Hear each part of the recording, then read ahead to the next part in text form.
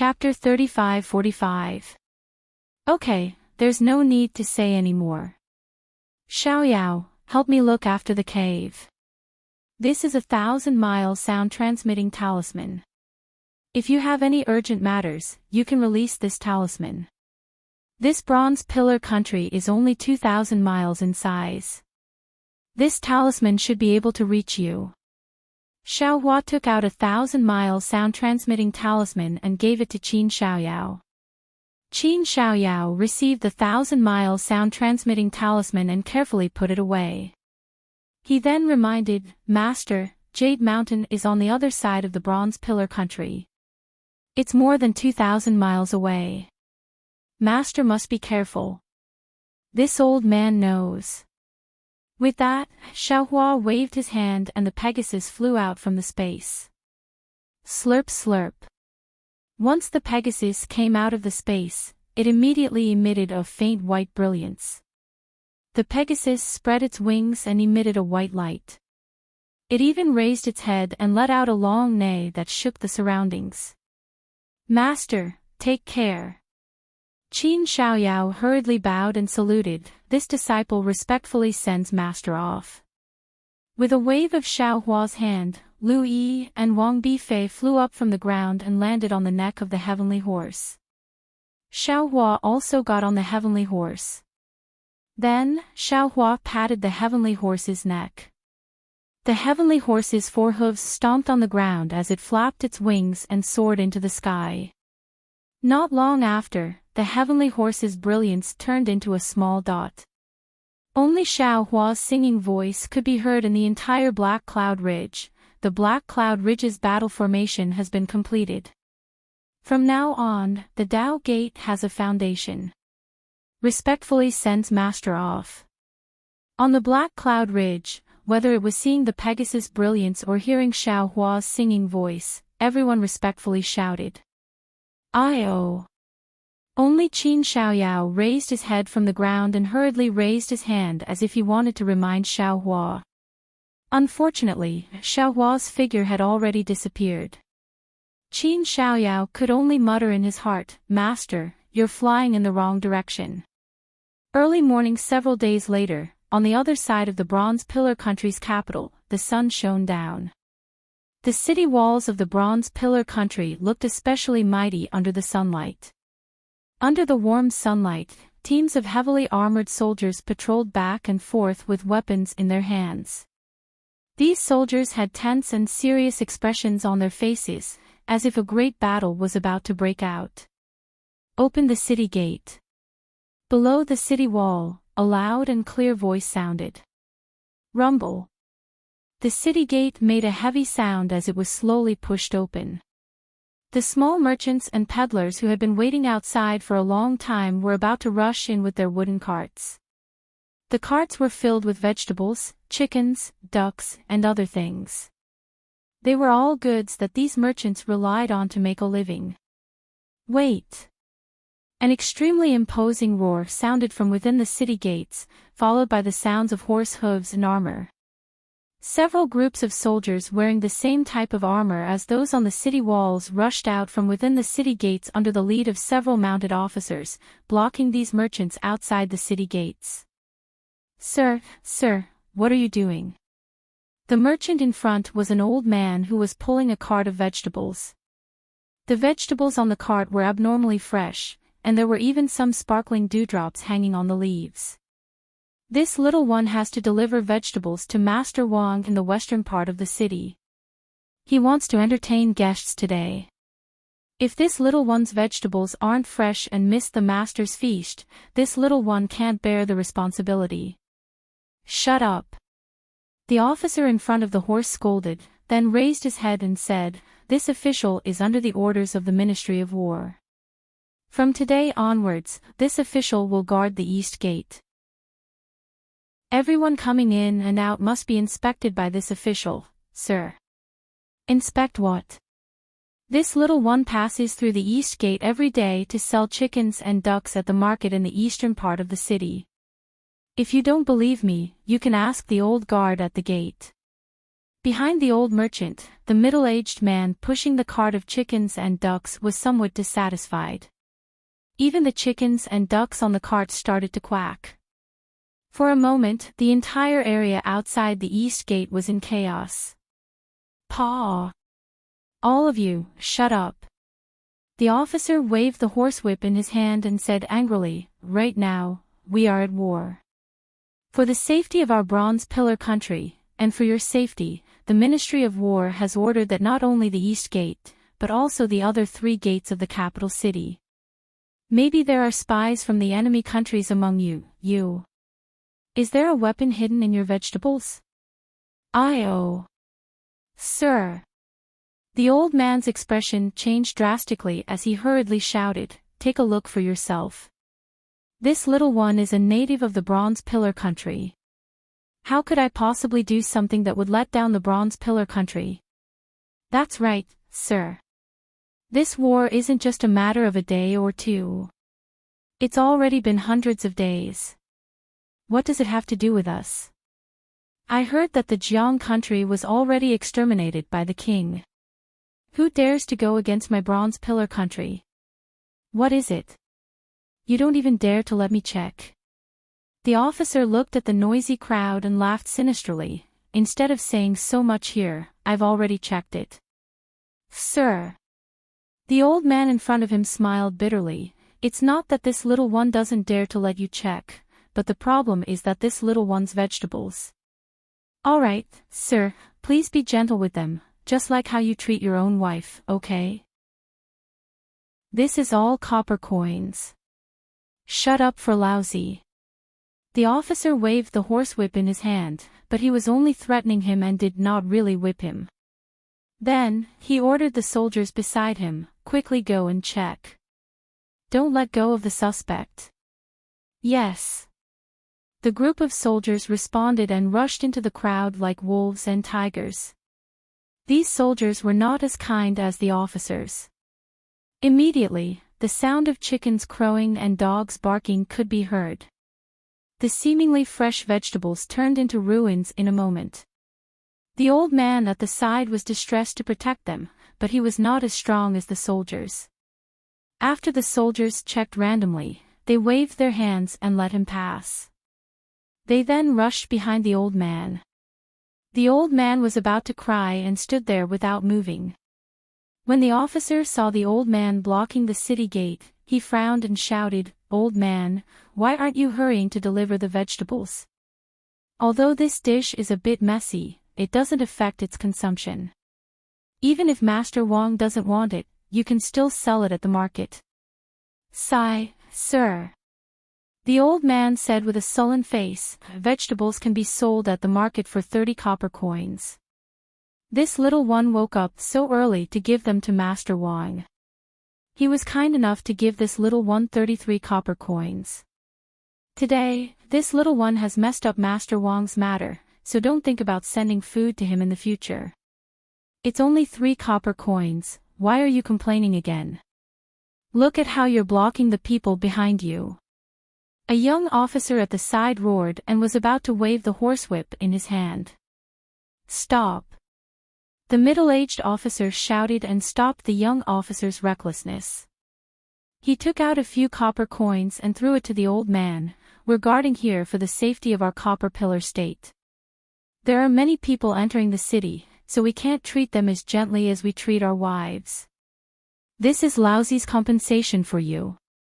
Take it and quickly scram into the city. Don't block the way. Go and tell that so-called Master Wang that the vegetables today were ruined by Lieutenant Sita Ming. If he respects Lousy, then you won't be in trouble.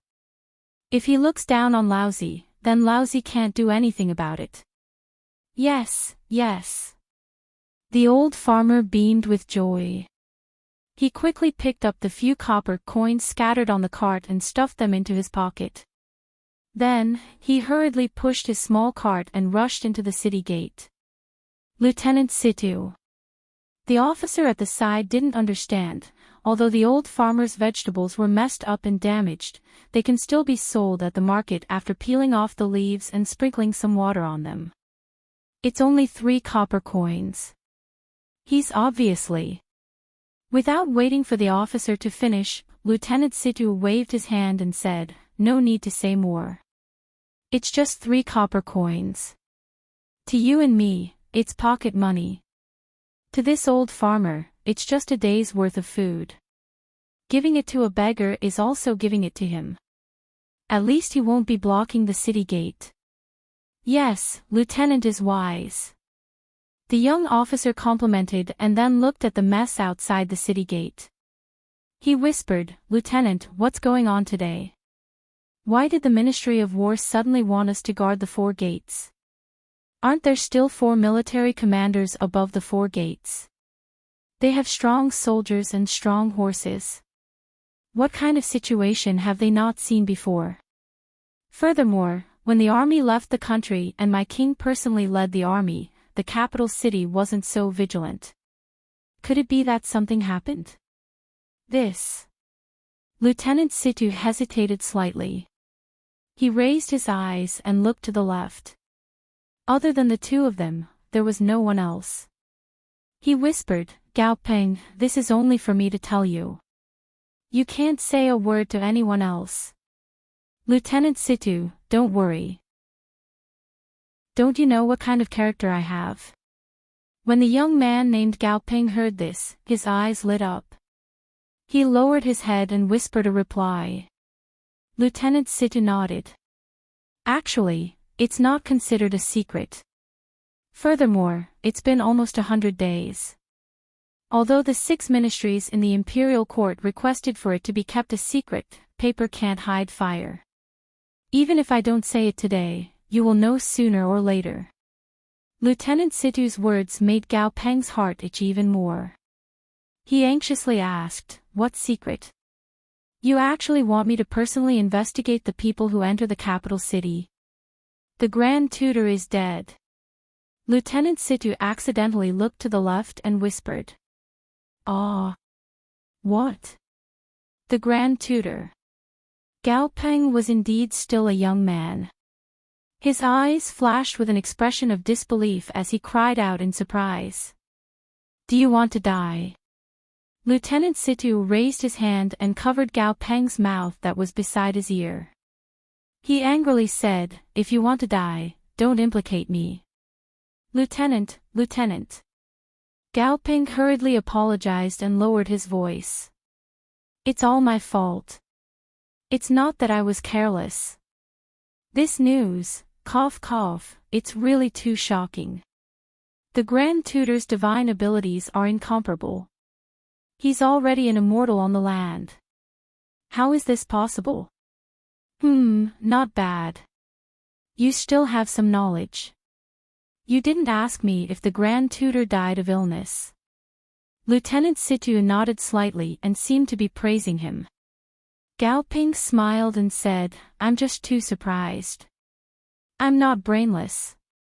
Anyone who thinks about it, with the Grand Tutor's divine abilities and today's battle formation, how could he have died of illness?" Chapter 35-46.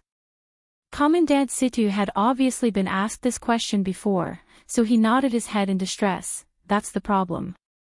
How did the Imperial Advisor die?" Previously, the Imperial Advisor had single-handedly gone deep into Jianghua and killed the Imperial Advisor. And today, Jianghua's revenge. Gao Peng immediately understood, his face immediately became vigilant, his eyes looking at the commotion outside the city gate. He nodded and said, "If that's the case, then we must guard the 4 gates, assist the Admiral and the rest in interrogating the villagers, and strictly prevent the remnants of the Jiang country from entering the capital to cause trouble." That's right. Commandant Situ replied with a smile, then said mysteriously, "However, this old man feels that the Ministry of War is making a mountain out of a molehill. It's purely taking off your pants to fart." Gao Peng was tactful, and hurriedly smiled. This subordinate is willing to listen to Sir's wise opinion. Number 1. An expert who can kill the Imperial Preceptor. How can we see him? How could he possibly mix in with such vulgar villagers? Commandant Situ proudly pointed with his finger. do you think there will be one here? Of course not. Gao Ping suddenly realized, those are all immortal level characters, how could they possibly enter from the city gate? What about the second, my lord? The second? Commandant Situ laughed, naturally, it's someone who can enter from the city gate. Then. Who is that? Gao Ping did not understand. Commandant Situ said again, those who can enter from the city gate are naturally the remnants of the Jiang country. Gao Ming nodded, indeed, but the problem is. Commandant Situ said again, if the Jiang country found an expert to kill the imperial advisor, the Jiang country would definitely be recruiting troops and expanding their power. How could the Jiang country develop their power to the capital of our Copper Pillar nation? Yeah, that's true. Gao Ping suddenly realized, and then asked again, but what if it wasn't the Jiang country who asked someone to kill the imperial advisor? If not, why would we guard the 4 gates and interrogate the villagers? Oh. That's right. Gao Ping nodded even more, Sir is right, it seems like we don't need to come at all. But the question is, why would the Ministry of War give such a brainless order? Lieutenant Situ smiled and pointed at his own head. You'll have to use your brain. Think about it, even the Imperial Preceptor had fallen, how could the monarch not be furious? What about the 6 divisions? Don't you have to show that you're busy? Don't you have to show your existence? Don't you have to show your attitude? I understand, so, even if you want to fart, you must take off your pants. It means that you're really farting. Gao Ping laughed, but just as he was laughing, his eyebrows twitched slightly. He looked into the distance and said in a low voice, Sir, look over there. After the villagers who entered the city, oh. Colonel Situ was stunned. He raised his eyes and followed Gao Peng's gaze. His eyes flashed with doubt. In just a short moment, more people had gathered at the east gate. As this was the first time they were conducting an interrogation, Colonel Situ's subordinates were obviously not familiar with it. Few people were let off, and many were left behind. Behind these people stood 4 men. These 4 men were not tall, and if they were standing on the ground, they might not be able to see anything strange. However, Colonel Situ and Gao Peng were riding on horses, so they could see the difference between the 4 men at a glance. Most of the people who woke up early were farmers or peddlers in the suburbs. These 4 men were obviously dressed as warriors. In the middle of the 4 men was a young scholar dressed in white Confucian robes. If it was just this, it wouldn't have attracted Gao Peng's attention. What made Gao Peng and Colonel Situ frown was that this scholar's gaze was flickering. He looked at the soldiers who were conducting the interrogation and seemed to want to leave. However, in just a short while, more people pushing carts came from all around them, blocking them and making it difficult for them to advance or retreat. What was special was that when Colonel Situ's gaze landed on the scholar clearly shifted his gaze and looked elsewhere. He even swept a few glances at the top of the city wall. Colonel Situ and Gao Peng were sent to the east gate to guard the interrogation. Of course, they were people who didn't care about sand in their eyes. Seeing this, how could they not know that there was definitely something wrong with this scholar? Colonel Situ raised his eyebrows, and Gao Peng immediately understood. He slightly spurred his horse and left from where he was, slowly entering the city gate. It was obvious that he was going to inform the general on the city wall. Colonel Situ jumped down from his horse and slightly tightened his grip on the horsewhip in his hand. He was about to remove the weapon from the hook beside the saddle. At this moment, a slightly impatient voice rang out from behind him. What are you all doing? Why aren't you all moving aside? Colonel Situ was stunned and hurriedly turned his head to look. He saw that within the city gate, there were 2 children in embroidered clothes. The one in front had a thin figure, and the one behind was slightly chubby. However, both of them had skin as white as jade and eyes as bright as stars. With one look, one could tell that they weren't ordinary people. And behind them, there was another thin scholar in scholarly robes. He held a folding fan in his left hand and a scroll in his right hand. He shook his head as he read and slowly walked towards Colonel Situ. And the impatient voice came from the child in front of him. "Hurry up and move aside. Don't block my family's young master's path." "This? Which family's young master is this?" Colonel Situ was stunned. Just as he was muttering in his heart, the two children were already in front of him. Colonel Situ didn't dare to delay and hurriedly moved aside. There were many high-ranking officials and dignitaries in the capital of the Bronze Pillar country. Naturally, he couldn't recognize all of them. Furthermore, he didn't receive any orders to interrogate people who left the city, so naturally, he wouldn't stop them. "Oh. What's going on?" Walking to the city gate, the scholar shifted his gaze away from the scroll and looked at the commotion at the city gate in confusion. He frowned and asked. The thin child in front of him hurriedly said, "Young master, this is called entering the city to interrogate and check if there's anything wrong with the people entering the city." "Oh, so that's how it is." That scholar's gaze indifferently swept over the faces of Officer Situ, the surrounding soldiers, and the nearby villagers.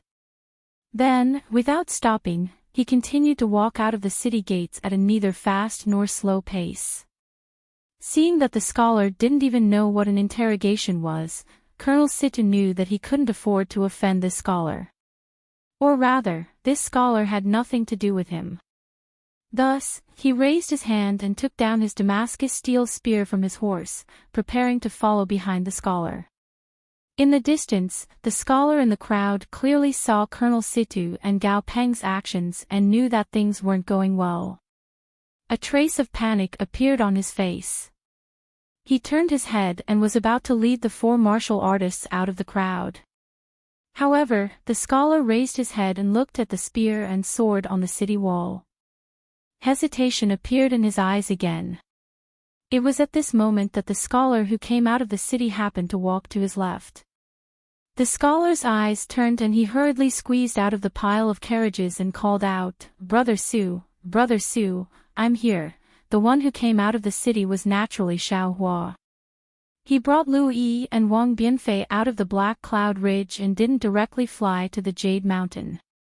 Instead, he made a turn and landed in the Bronze Pillar country. He had some things he wanted to ask Zhai Xinglu's Zhu Qing. Unfortunately, Zhu Qing was no longer in the Bronze Pillar country. As for where Zhai Xinglu went, the new manager didn't know. Thus, Xiaohua waited for a few days and participated in a small auction last night before preparing to leave for the Jade Mountain. Of course, with Xiaohua's current cultivation, he no longer changed his appearance. He didn't know if the Bronze Pillar country knew of his arrival, or if they knew and didn't dare to make a sound. In short, Xiaohua very smoothly brought the two children out of the Bronze Pillar country's capital at daybreak.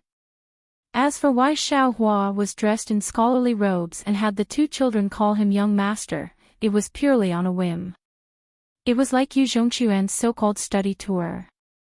Xiaohua saw a scholar in embroidered clothes squeeze out of the crowd entering the city and wanted to pull him back.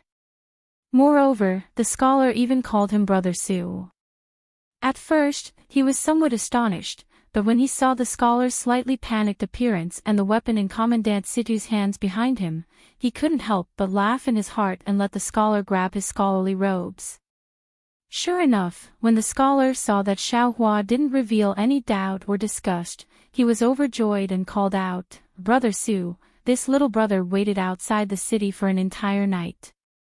Didn't we agree to go to Jingling Mountain last night? If you leave the city now, how will you be able to see the sunrise?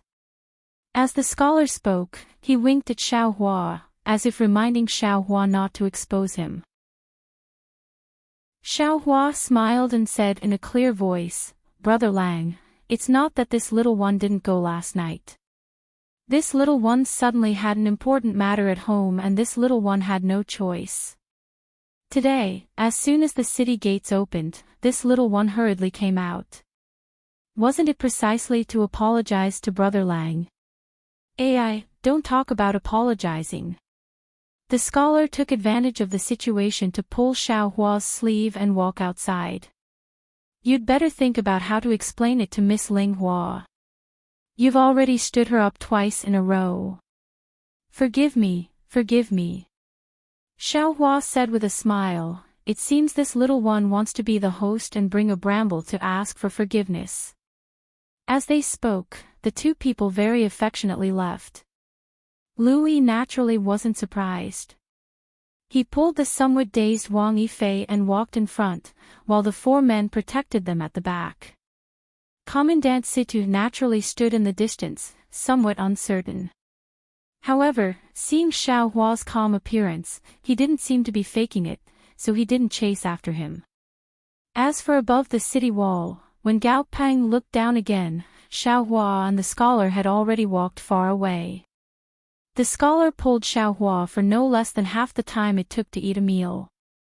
Only then did he slightly tilt his head to see if there was anyone chasing behind him. Afterwards, he let go of Xiao Hua's hand, but he saw that there were still some sweat stains on Xiao Hua's sleeve. It was clearly from the scholar's hand when he was nervous. Xiao Hua looked up and down and cupped his hands, saying, "Brother, the city gates are already far away. Presumably those soldiers already can't see us. This one still has some matters to attend to, so forgive me for not seeing you off. Goodbye." That scholar saw that Xiao Hua didn't drag on and didn't ask him why he suddenly pulled him back. He hurriedly returned the greeting and said with a smile, "Brother, you've misunderstood. This one isn't afraid of any soldiers, but there's some misunderstanding with them. Hee, this one understands." Xiao Hua also smiled and said again, "Goodbye." Chapter 35-47. Finished speaking, Xiao Hua began to walk. The scholar opened his mouth, seemingly wanting to say something to thank Xiao Hua, but seeing Xiao Hua's carefree appearance, he didn't say anything in the end. However, just as Xiao Hua took 2 steps, he heard one of the 4 strong men behind him hurriedly whisper into the scholar's ear, "Young master, I'm afraid it won't be easy for you and me to enter the city today. The person young master is meeting is still waiting in the city. We can naturally go, but wouldn't that make people unhappy? Young master, why don't you ask this young master to bring you into the city?" The strong man emphasized the word please, causing Xiao Hua to frown. However, Xiao Hua pretended not to hear. He raised the scroll in his hand and shook his head while reading. Confucius said, "Shun is filial. Virtuous as a saint, respected as the son of heaven, rich in the 4 seas. Ancestral temples reward him, descendants protect him. Thus, virtuous people must obtain their position, their wealth, their fame, and their longevity. Thus, creatures of heaven must be valued because of their talents. Those who plant them nurture them, those who topple them overturn them." The poem said, Jia Lo is a gentleman, constitutionalist and virtuous, suitable for the people. Receiving blessings from heaven. Bless and protect those who are blessed by heaven. Thus, virtuous people must receive orders. Xiao Hua had only walked a few feet when the scholar hurriedly caught up with him, even though his face was filled with displeasure. He said loudly, "Young master, please wait. Young master is really in a good mood. You're still reading The Doctrine of the Mean when you're out for a field trip. This young master really admires you. It's just that, does young master have any thoughts about these lines? This young master had some thoughts when I was reading them that day. I don't know if I can share them with young master." "Oh. Is that so? Young master actually has some brilliant ideas." Xiao Hua stood still, turned around, and asked with a smile that wasn't a smile, "Then this student would like to ask young master about this line. Thus, virtuous people must obtain their position, their wealth, their fame, and their longevity. Thus, Creatures of heaven must be valued because of their talents. Those who plant them nurture them, those who topple them overturn them. Is there any other meaning? When the scholar saw that Xiaohua had taken the bait, he smiled and said, "The meaning of this sentence isn't anything special, but it means that a person of great virtue must obtain the position that he should obtain in this world." After hearing what the scholar had said, Xiaohua smiled and said, "Indeed, a virtuous person should be like this. However, if it's a person without virtue, as mentioned in the 27th volume of Yu Shi Ming Yu, he would definitely have evil retribution, right?" Yu Shi Ming Yan, Volume 27. The scholar stared blankly for a moment, clearly not understanding. After a moment, he seemed to have thought of something, and his face turned pale. He bit his lip and cupped his hands, saying, "This young one understands. Young master's help just now has made this young one very grateful. This young one does not dare to ask for more.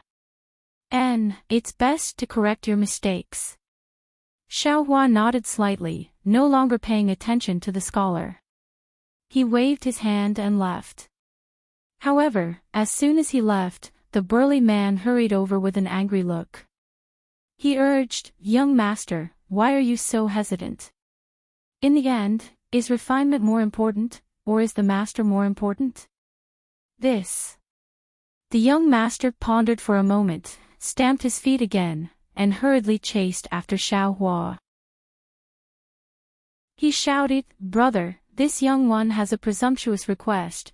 I don't know if it's possible. Since it's a presumptuous request, then don't say it." Xiaohua did not stop walking, nor did he turn his head as he said indifferently, Brother, if this young one was not forced to this point, I would not be so humble." The scholar's face turned purple, but he still chased after him and sighed, "This young one does not have any special request. I just want to ask young master to bring this young one into the city." Xiaohua stopped, looked at the scholar, and said word by word, "Although this young one does not know what brother wants to do, since you are hiding from the soldiers, it must be somewhat difficult to meet people. This young one can indeed bring brother into the city, but if something happens, it will inevitably bring disaster to this young one and even this young one's family. Brother can think for your family, why can't this young one think for my family? Brother has no reason to drag this young one into the water. This young one has already taken a risk to help brother, there is no need for brother to keep relying on this young one, right?" This. The scholar's face turned even redder from Xiaohua's words. He stuttered for a long time, not knowing how to persuade Xiaohua. The quick-wittedness he had when he pulled Xiaohua at the city gate had long disappeared. "That brat you!" A burly man was anxious, and shouted, "If you continue to be so long-winded, do you believe that I will cut off your head?" "I believe," Xiaohua said coldly.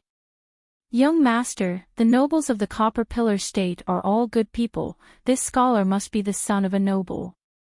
It is not right for us to take him."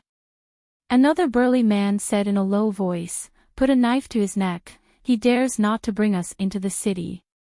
"That's right." The scholar clenched his teeth and said, "The Copper Pillar State sent troops to secretly kill me, dozens of them, and even captured father.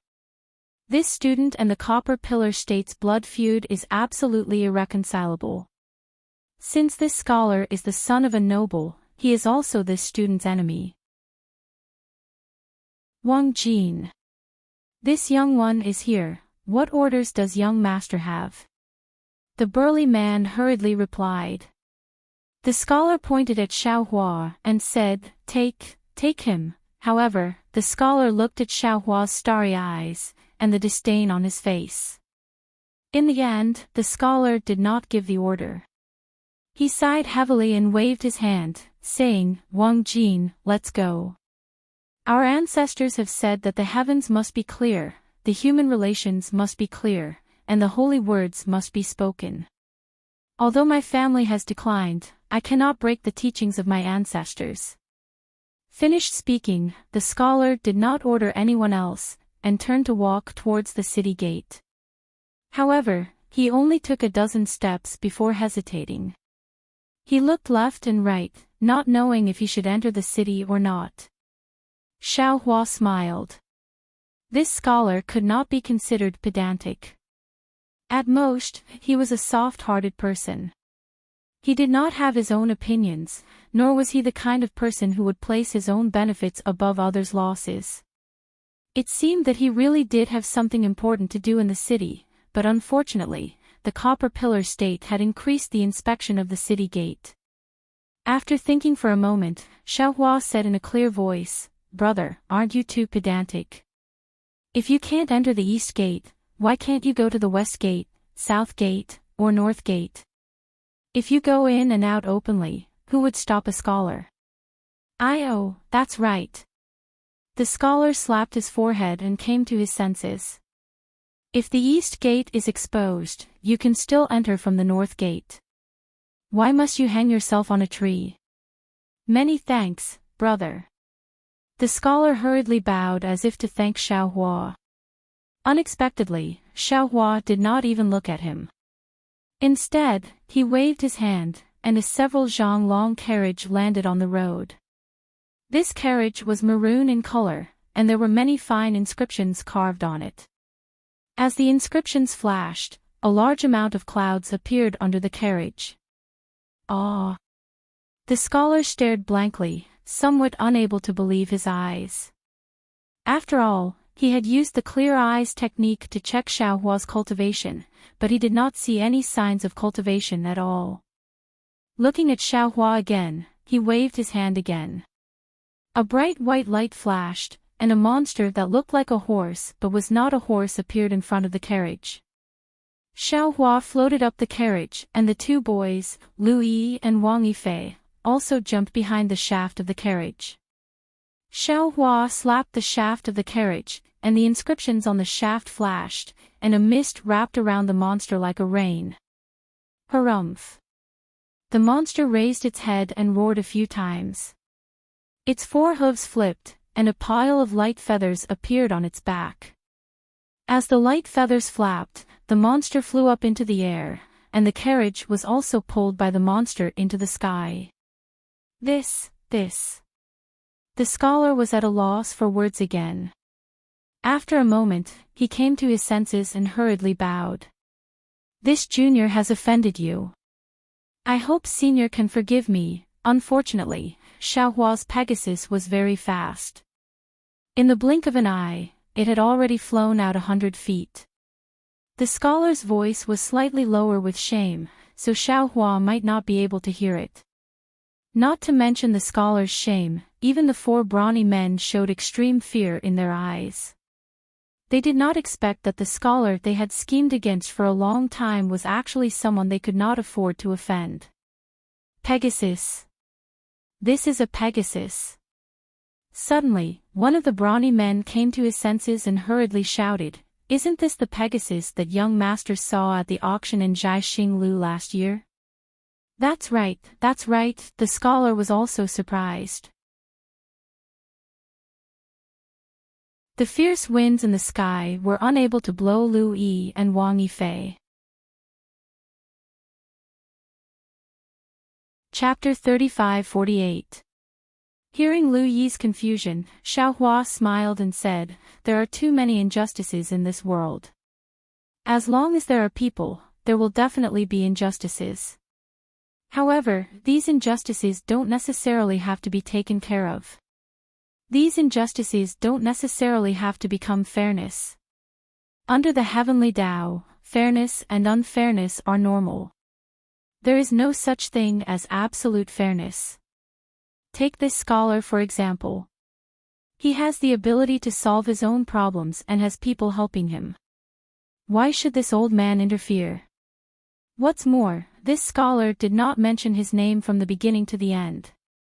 Although this is a way to protect himself, deep down, he doesn't trust this old man at all. So why should this old man help him? Also, just from this scholar's actions, he might not be any more honorable than Commandant Situ who guards the gate. In this old man's opinion, Commandant Situ's heart is filled with sympathy. Guarding the gate is 100 times better than this scholar. Although this old man is the enemy of Copper Pillar State, helping this scholar without any reason is going against this old man's conscience. Xiao Hua said and then told the story of Commandant Situ giving the vegetable farmer the copper coins. Lu Yi and Wang Bianfei fell into deep thought when they heard this. That's right, Master, what is written in the 27th volume of Yu Shi Ming Yan? When you said it, that scholar's expression immediately changed. Wang Bianfei asked curiously. That's a story about ungrateful people. Xiao Hua smiled and said, presumably, that scholar has read it. However, the scholar's last words, understand the heavens, understand human relations, speak the holy words, understand the world. Which great scholar said this? Although this old man doesn't dare to say that he has read all of the classics, he has seen most of them. How come I have never seen them in the Jade Eyes? This scholar's origin is somewhat strange. After saying this, Xiao Hua waved his hand and said, no need to mention that scholar. This old man has already told you the location of Qianyu Mountain. You can ride the Pegasus and slowly go there. You can go there in 3 or 4 days.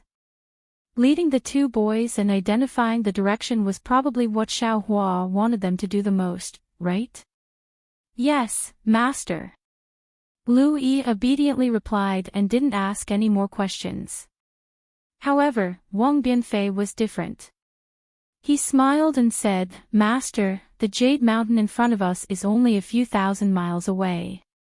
This Pegasus can probably reach it within a day and a night. Why do you need 3 to 4 days? It's clearly a trap. Why are you in such a hurry to jump into it? Xiao Hua laughed. Let the monarch of Bronze Pillar Country be anxious for a few days. After he finished speaking, Xiao Hua picked up the scroll again and glanced at it. He sighed with emotion and said, this Confucian cultivator is really amazing. Reading a scroll is definitely not the same thing as exploring the Jade Eyes.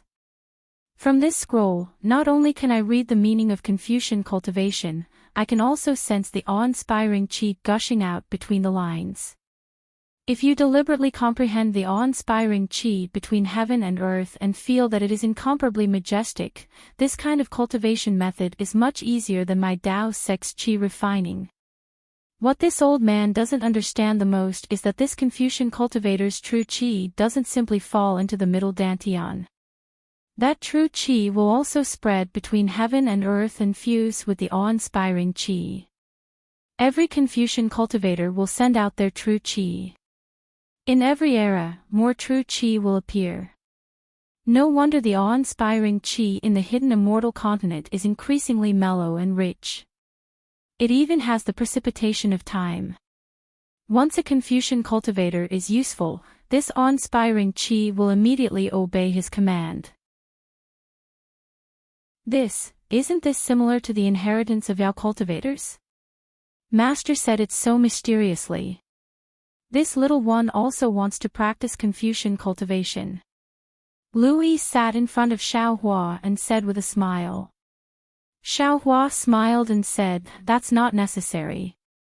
Our Dao sect's cultivation method is also extraordinary. Even our methods and divine abilities are more powerful. As long as you cultivate to the extreme, you can also achieve the effect of myriad streams returning to the origin. Moreover, if you want to cultivate secret techniques outside of Dao sect, you might as well refer to Buddhism. Yes, this disciple understands. This disciple was just joking. Lu Yi nodded. Then, he looked at Wang Bianfei who was sitting beside him holding a talisman brush and fiddling with some talisman paper. He said with a wry smile, this disciple's talent is stupid. Compared to junior brother, this disciple is far inferior. In the future, I will be satisfied if I can achieve 10% of master's achievements. Senior brother Wang Bianfei raised his head and said with a smile, you are talking to master. Why are you talking about this little brother for no reason? Everyone's fate is different. Who knows who can go further? Xiaohua said with a smile, your talent is 100 times better than this old man's. As long as you put your heart into the Tao of heaven and cultivate bitterly, you will definitely be able to reach the realm of enlightenment. Senior brother, please wait a moment. Wang Bianfei faintly smiled and spread out the talisman paper. After thinking for a bit, the talisman brush moved. In a moment, a vivid image of a person appeared on the talisman paper. That person's face was somewhat distressed and also somewhat envious. It looked very lively. Ha! Just as he finished drawing, Wang Bianfei laughed. Wasn't this person Lu Yi's appearance just now? Junior brother. Lu Yi's face was somewhat red. He reached out and snatched the talisman paper. He said angrily, I was just envious of you. You still have. Junior brother, you can actually draw yellow talismans. Oh. Is that so? Xiaohua was also slightly stunned. He had taught Wang Bianfei the art of talisman making, but it was only the most rudimentary. It was even different from the yellow talismans he made. After all, Wang Bianfei didn't have any true qi and didn't know how to use true qi. Master, look. Lu Yi said with a sad face, I am your senior brother. How can I suddenly fall behind so many junior brothers? Just now, when this little one wanted to tear this portrait, I clearly felt the fluctuation of magic power on this talisman paper. Xiaohua smiled as he took the talisman paper. He scanned it with his divine sense. Sure enough, between the lines of this portrait, there was a faint condensation of heaven and earth spiritual energy.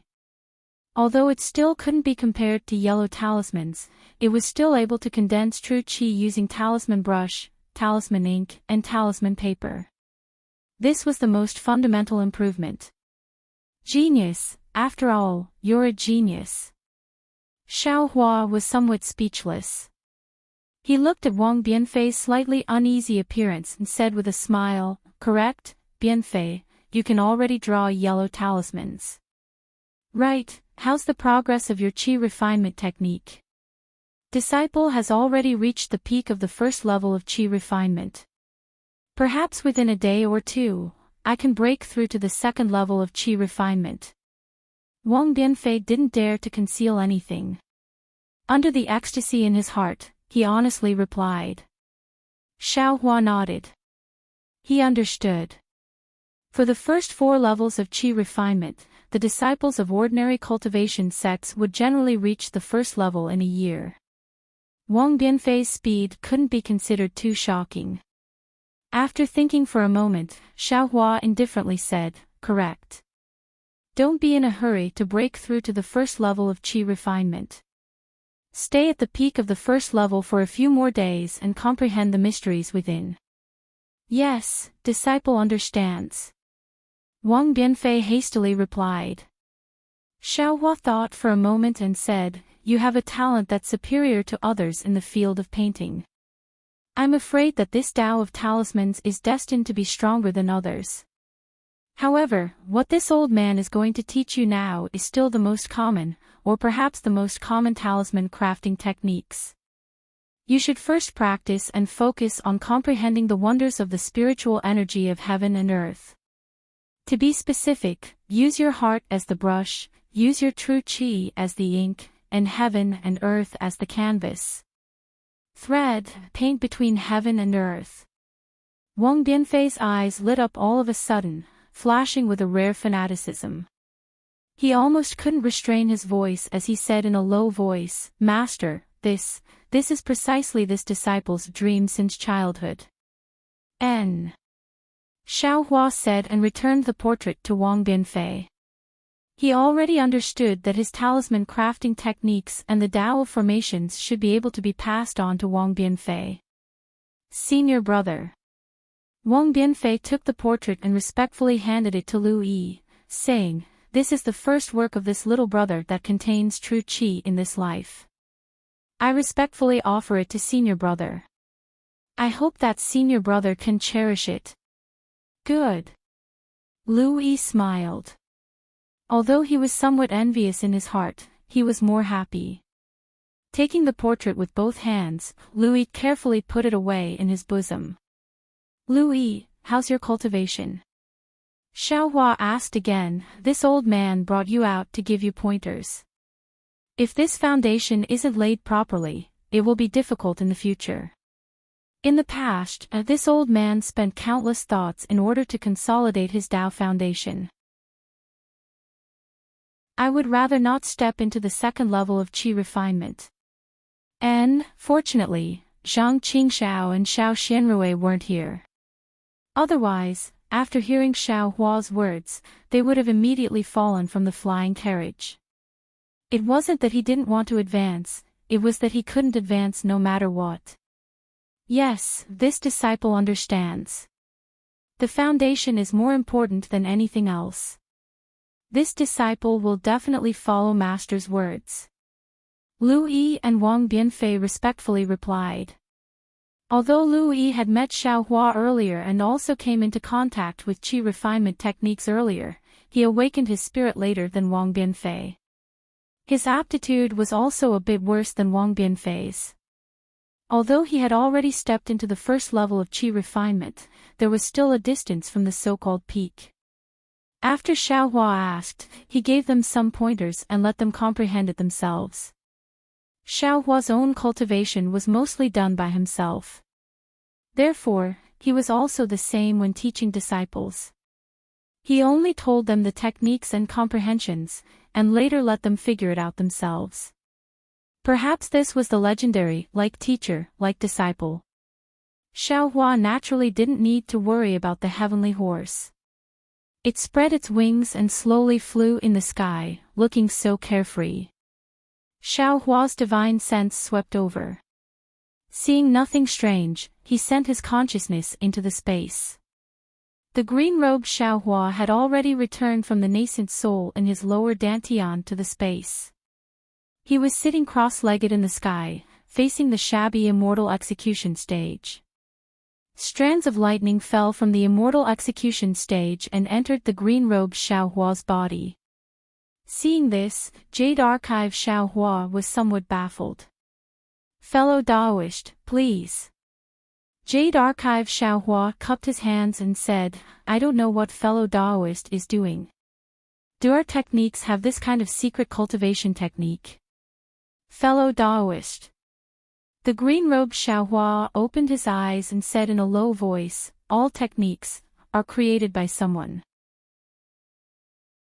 Isn't fellow Daoist's foundation establishment technique also created by yourself? Why can't I figure out a cultivation technique by myself? Relying on this lightning to temper the body. It doesn't seem to be a secret technique." Jade Archive Xiao Hua was somewhat bewildered. Sigh, the green-robed Xiao Hua stood up, and the lightning disappeared. He sighed and said, "Fellow Daoist doesn't know, I discovered a secret while I was controlling my nascent soul." Chapter 35-49. Yes, I know this. It should be the secret of the 5 Qi righteous thunder. Jade Archive Xiao Hua nodded. This secret was also a big question in his heart. Green-robed Xiao Hua said again, "Yes. Now, my nascent soul can already condense its body and condense its Tao foundation in the 5 Qi righteous thunder. But I have doubts again. Why can the 5 Qi righteous thunder condense the nascent soul's body and let it grow quickly, but why can't the lightning produced by the immortal execution stage in my space? Even the lightning tribulation and so on that fellow Daoist experienced before, also can't." Jade Archive Xiao Hua touched his nose and said with a bitter smile, "This heavenly thunder looks the same, but I'm afraid it's divided into many types. I remember before in Star Picking Tower, didn't I also hear about heavenly thunder and earthly thunder? Gung Axian metal thunder, Xinyu metal thunder, Jia Yi wood thunder, Bing Ding fire thunder and Wu Ji earth thunder. The 5 Qi righteous thunder might be different from the lightning tribulation and other heavenly thunder, right?" "Not necessarily.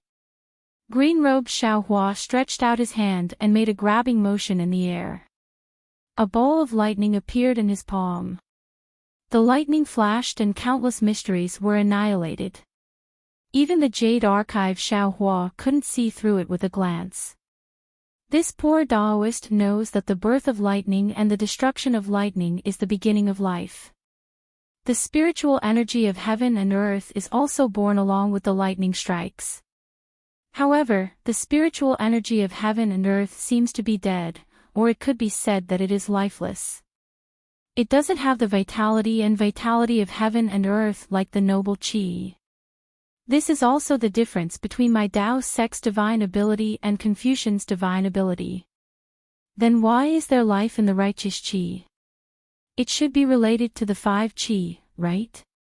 It should also be related to Confucian's 5 qi unification, right? Yes, Jade Archive Xiaohua naturally understood what Green-robed Xiaohua said. He nodded and said, although my Tao sect also pays attention to the 5 elements, Tao sect's 5 elements are all over the world. Confucian's 5 elements are in the body. Since it's in the body, it's alive, not dead. Tao sect emphasizes the 5 elements, Confucian cultivators emphasize the 5 qi. Although they both involve metal, wood, water, fire and earth, there's an essential difference. Perhaps there's no essential difference, but at the peak of cultivation, there's an essential difference. Green-robed Xiaohua continued. Sometimes, the myriad streams may not return to the origin. We haven't obtained the true 5 qi's unification yet, so we can't make a generalization. Jade Archive Xiaohua shook her head. Fellow Taoist, have you ever wondered what the yuan of the 5 qi's unifications is? Is it the yuan of the vital energy of heaven and earth? The yuan of the spirit-slaying vital light? Yuan is the origin of the heavens, the central meaning. When the 5 qis gather in the origin, it means that the 5 qis take the form of auspicious clouds and condense at the top of the head, revealing the supreme divine ability. However, the green-robed Xiaohua shook his head. I also had the same thought before I took control of my nascent soul and received the baptism of the 5 qis righteous thunder. However, after witnessing the boundless vitality of a nascent soul under the effects of the 5 elements righteous thunder, I no longer think so. Fellow Taoist, you mean that this yuan is one? Xiaohua frowned, and his eyes flashed with a 5-colored brilliance. That's right. The green-robed Xiaohua nodded. From the perspective of my Taoism, it is Tao begets one. Yuan was life. Life and death. Hiss. Xiaohua sucked in a breath of cold air. Rumble. The wind and clouds in the entire space began to violently change, lightning flashed, and thunder rumbled. Fellow Taoist, what you said earlier about, when the 5 qis gather in the origin, it means that the 5 qis take the form of auspicious clouds and condense at the top of the head, revealing the supreme divine ability, was also explained from the perspective of my Taoism's pursuit of divine ability.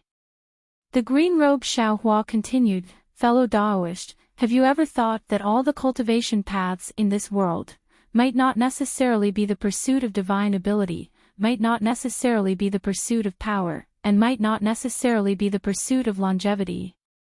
If all of them were like the Taoism's pursuit of power and bravery, wouldn't this world be simple? Would it not be gorgeous and colorful? Fellow Taoist, think again about that little thunder and the insect eggs under our feet. Why haven't they awakened after the separation of yin and yang? That little thunder also awakened after going out and being bombarded by the 5 qis righteous thunder, right? Boom. The entire space seemed to have suddenly turned dark, and then suddenly brightened. Xiaohua cried out involuntarily, could it be that the path of Confucian cultivation is the path of life? The goal of Confucian cultivation. Then the mystery of the heavenly book is not the divine ability to reach the heavens, but the profound life. Now that Confucian cultivation has given birth to 100 schools of thought, did they all cultivate wrongly? Or were they all misunderstood by others? After they annihilated my Taoism, they envied the power of my Taoism's magic and pursued the effects of magic. If so, then it can explain why the noble spirit has vitality and why Xan can't understand the heavenly book even though he has it. If Confucian cultivation is life, then what about death? Xiaohua frowned again. Could it be the Buddhist sect? Death? The green-robed Xiaohua shrugged and laughed. Although the Buddhist sect can interfere with the 6 paths of reincarnation and emphasize reincarnation cultivation, if you say they cultivate the path of death, I don't think so. Only the yin side of the space beneath us has the qualifications to say the word death. Then what is the foundation of the Buddhist sect's cultivation? Xiaohua didn't understand.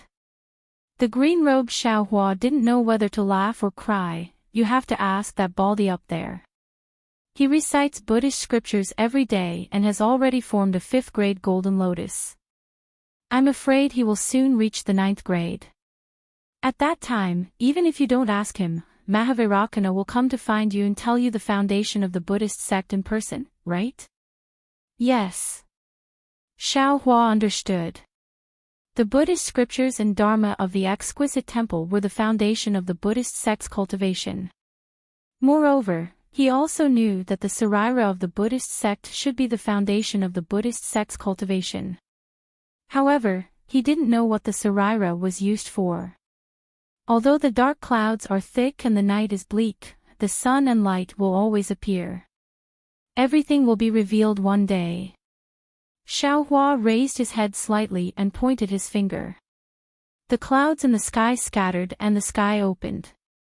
It was a sunny day. The green-robed Xiaohua took a deep breath and said with a smile, "This space is still the best. I can do whatever I want.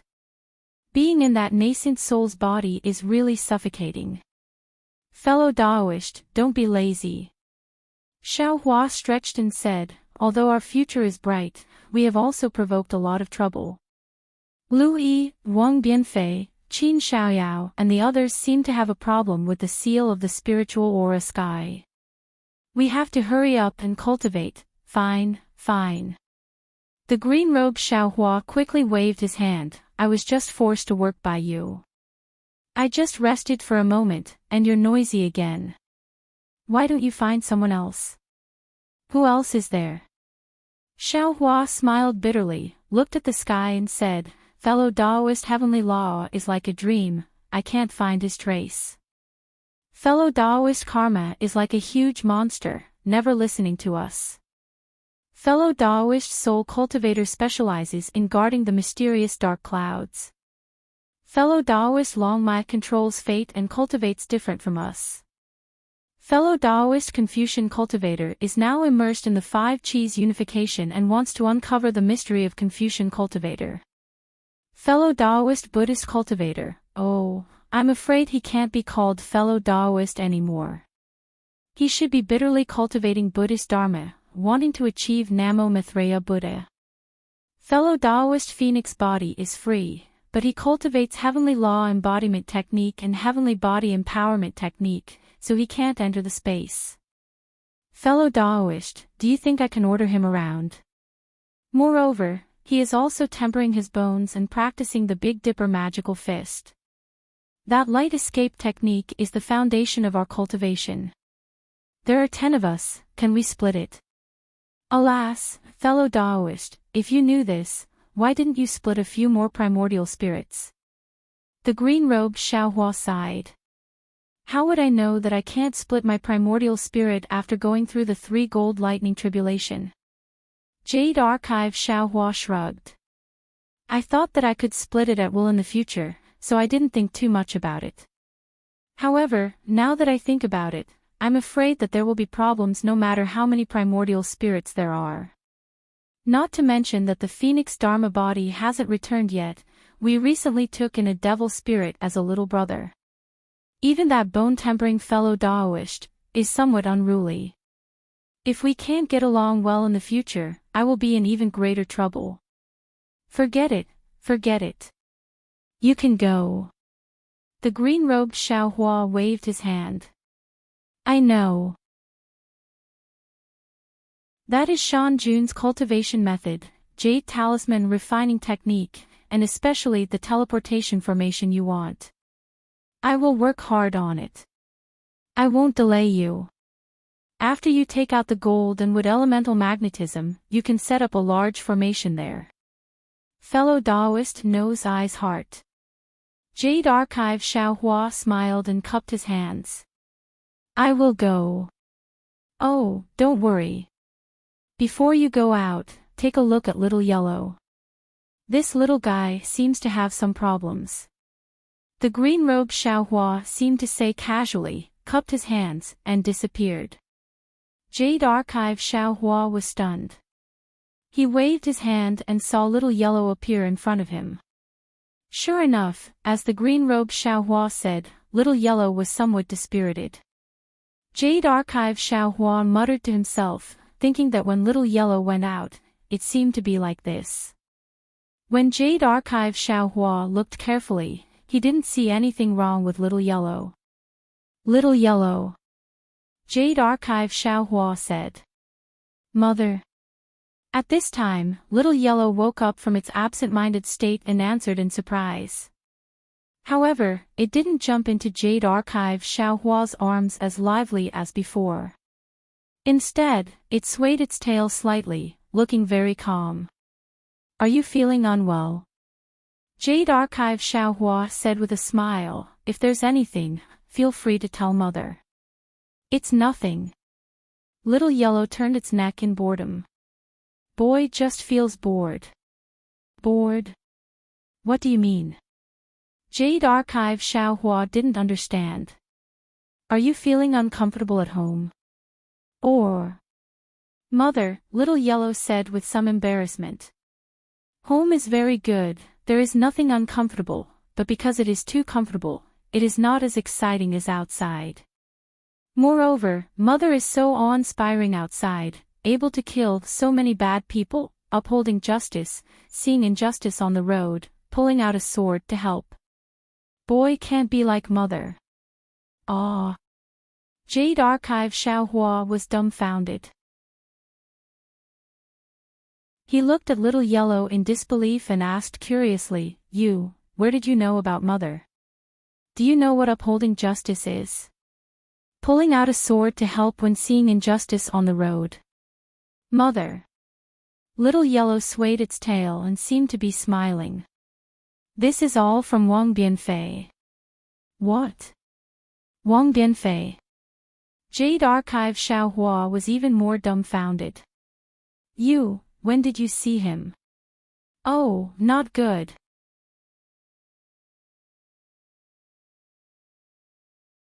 Chapter 3550.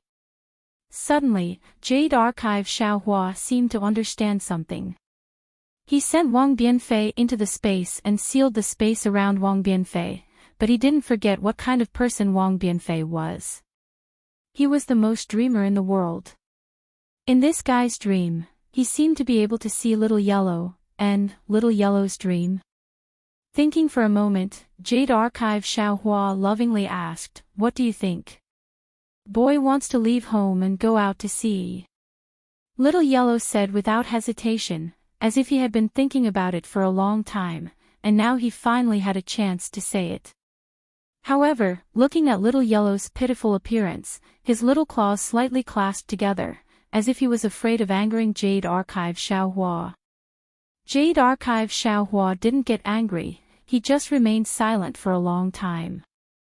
He didn't regret sending Wang Bianfei to the space, he just felt a bit of pain in his heart. He was reluctant to part with Wang Bianfei. Jade Archive Xiaohua had always treated Wang Bianfei as his own child, a child that would never grow up. Naturally, Wang Bianfei hadn't changed much after so many years. However, he didn't expect that this child would finally grow up, spread his wings and fly high, and create his own world. The reluctance in Jade Archive Xiaohua's heart was the kind of joy and reluctance of a parent. Mother, don't be angry. Little Yellow whispered, boy knows that if boy isn't here, mother will definitely miss him. Boy guarantees that boy is just going out to sea, and will be back soon. AI. Jade Archive Xiaohua sighed and asked, what about Little Black? What does he think? Little Black, he also wants to go out, but he said he will listen to mother. Mother doesn't want him to go, so he won't go. Little Yellow honestly replied. He also said that to boy. Ha! Jade Archive Xiaohua laughed. If Little Yellow was a rebellious child, then Little Black was a good boy, so Jade Archive Xiaohua waved his hand, and Little Black appeared in the air. Father, you came. Little Black was obviously more lively than Little Yellow, circling around Jade Archive Xiaohua. I heard that you also want to leave home and go out to take a look. Xiaohua extended his hand, and Little Yellow and Little Black both landed in his hand as he lovingly asked. Yes, Goldie said that the outside world is very interesting. The boy really wants to see it. But boy should listen to mother. In fact, it's also very good to stay at home. Little Black was rather straightforward and spoke very quickly. The Jade Archive Xiaohua nodded and said with a smile, in the past, it was all father's fault. Because I loved all of you, I didn't want all of you to come out. Even when father was in danger, I didn't want all of you to take risks. But you're going to grow up eventually, so it's normal for you to go out and take a look. Alright, I'll listen to Daddy. Little Black seemed to be heartless. Goldie was overjoyed and hurriedly cried out, thank you mother, thank you mother. Where's Little Silver? Jade Archive Xiaohua seemed to think of something and asked. Little Silver is still young, why would it leave home? Little Yellow immediately acted like an elder as he replied. His tone was similar to what Xiaohua had said to him. Jade Archive Xiaohua smiled slightly and waved his hand, and Little Silver also appeared in the air. When Little Silver saw Jade Archive Xiaohua, it immediately stood up in the air and cupped its hands in greeting. It then flew to Little Yellow's side and snuggled up to it. Little Silver. Jade Archive Xiaohua asked, your mother is going to leave home. Are you going with her? Of course.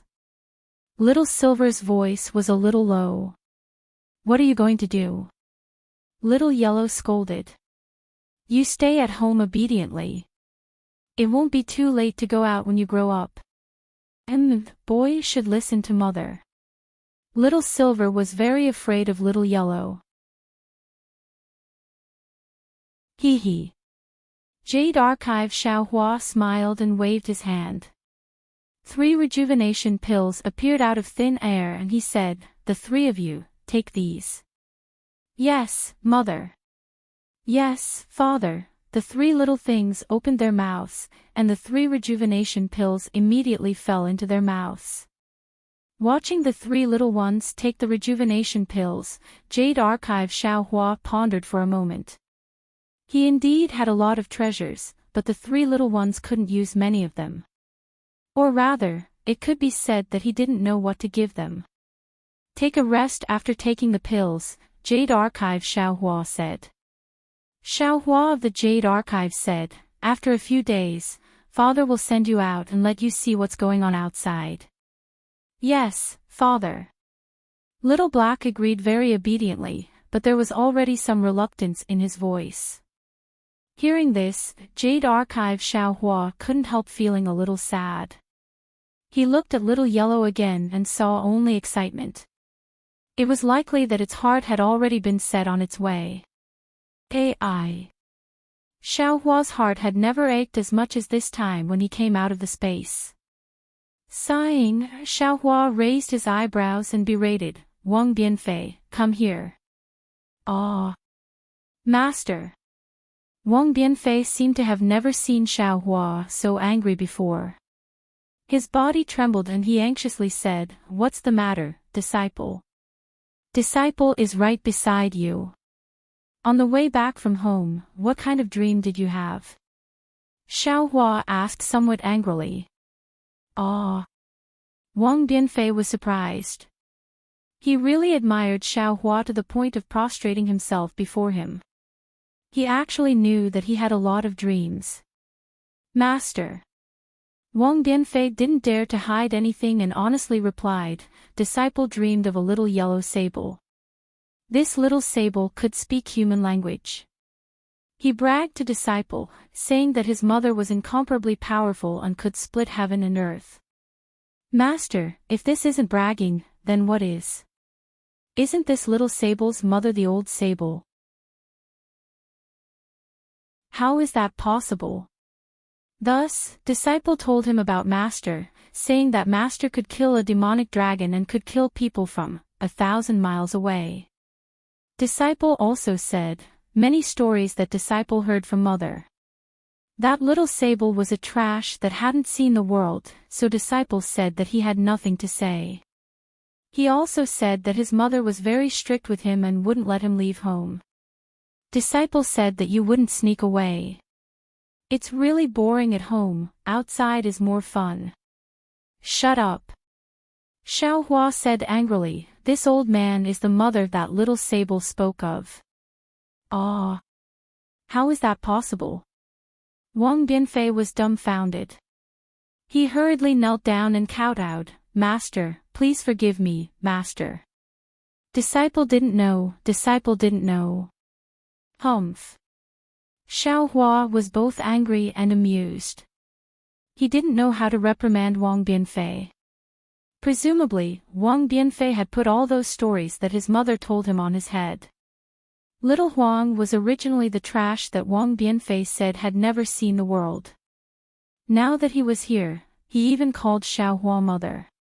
How could little Huang win against him? However, looking at Wang Bianfei, Xiao Hua thought about little yellow. He said that Wang Bianfei's mother spoiled Wang Bianfei too much, but didn't he also spoil little yellow and little black? The two were obviously extremely powerful demonic beasts, yet he was never willing to let them out. It was also his spoiling that caused the two to have shallow knowledge. Thinking about it this way, Wang Bianfei didn't do anything wrong. If it wasn't for Wang Bianfei's dream, if it wasn't for him drawing a gorgeous world for little yellow, how could little yellow have the heart to run away from home? Wouldn't he be delaying the two little things? Get up. Xiao Hua waved his hand, this can't be blamed on you. This old man put you into the Qinquan bag. This old man still has two little things inside. It's fine if you don't know. But in the future, don't say too many impetuous and unrealistic words. Yes, Disciple understands. Wang Bianfei lowered his head, not daring to say anything more. Alas, I'm afraid these exaggerated words were taught by that little monk Gu Nian. Xiao Hua sighed. After a long while, seeing that Xiao Hua's face had calmed down, Wang Bianfei whispered, Master, Disciple also saw a little monk in his dream.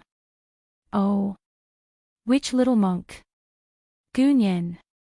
Xiao Hua didn't care and just answered casually. But just as he said that, his face was startled and he hurriedly said, You're not talking about Gu Nian. Is it really a little monk? Of course, there was a little monk in the space, and that was Jiang Luer. However, what puzzled Xiao Hua was that Jiang Luer didn't look like a monk. How come he became a little monk in Wang Bianfei's dream? At this point, Wang Bianfei's face also showed a puzzled expression, and he replied, Master, that little monk was said to be a little monk, but there was a very big virtual image, I'm afraid it was more than 100 feet in size. Moreover, the little monk was trekking with difficulty and didn't pay attention to Disciple. No matter what Disciple said to him, he would only recite Buddhist scriptures. Once the Buddhist scriptures were recited, the Buddha's virtual image would shine with Buddhist light. Countless dragons and women, as well as extremely beautiful words, looked very arrogant. Disciple simply couldn't get close. Oh right, there were many Buddhist statues and people in that Buddhist light. What was this monk reciting? Hearing the golden body that was more than 100 feet in size, Xiao Hua's face lit up with joy, and he asked again. This how would disciple remember? Wang Bianfei smiled bitterly. Is it? Avalokitesvara Bodhisattva, when walking the deep Prajnaparamita, saw that the 5 skandhas were all emptiness, passing through all suffering. Sarira, form is not different from emptiness, emptiness is not different from form is emptiness, emptiness is form. Xiaohua almost couldn't wait, and in one breath, he recited the Prajnaparamita Heart Sutra. Wang Bianfei was dumbfounded. How could he understand Buddhist scriptures? At first, he was simply confused, but when he heard form is emptiness, emptiness is form, his face lit up with joy. However, he didn't dare to say anything, fearing that Xiaohua would be angry. He only waited for Xiaohua to finish speaking, then he opened his mouth and said, "Master, it is precisely this." Xiaohua let out a long sigh, the anger in his heart seemed to lessen. After a while, Xiaohua somewhat strangely asked, "This monk has been walking all this time?" "Yes, master, he has been walking all this time, without stopping." Wang Bianfei said with a smile. Disciple asked him how long he had been walking, and where he wanted to go, but he didn't answer at all, his eyes were looking straight ahead. This child, Xiaohua sighed. Yes, as Wang Bianfei said, Jiang Luer has already been dead for more than 100 years, and he has been walking all this time, but he has been walking for more than 100 years. His heart is very tired. Master. Wang Bianfei seemed to want to ask something, but he didn't dare to, looking somewhat pitiful.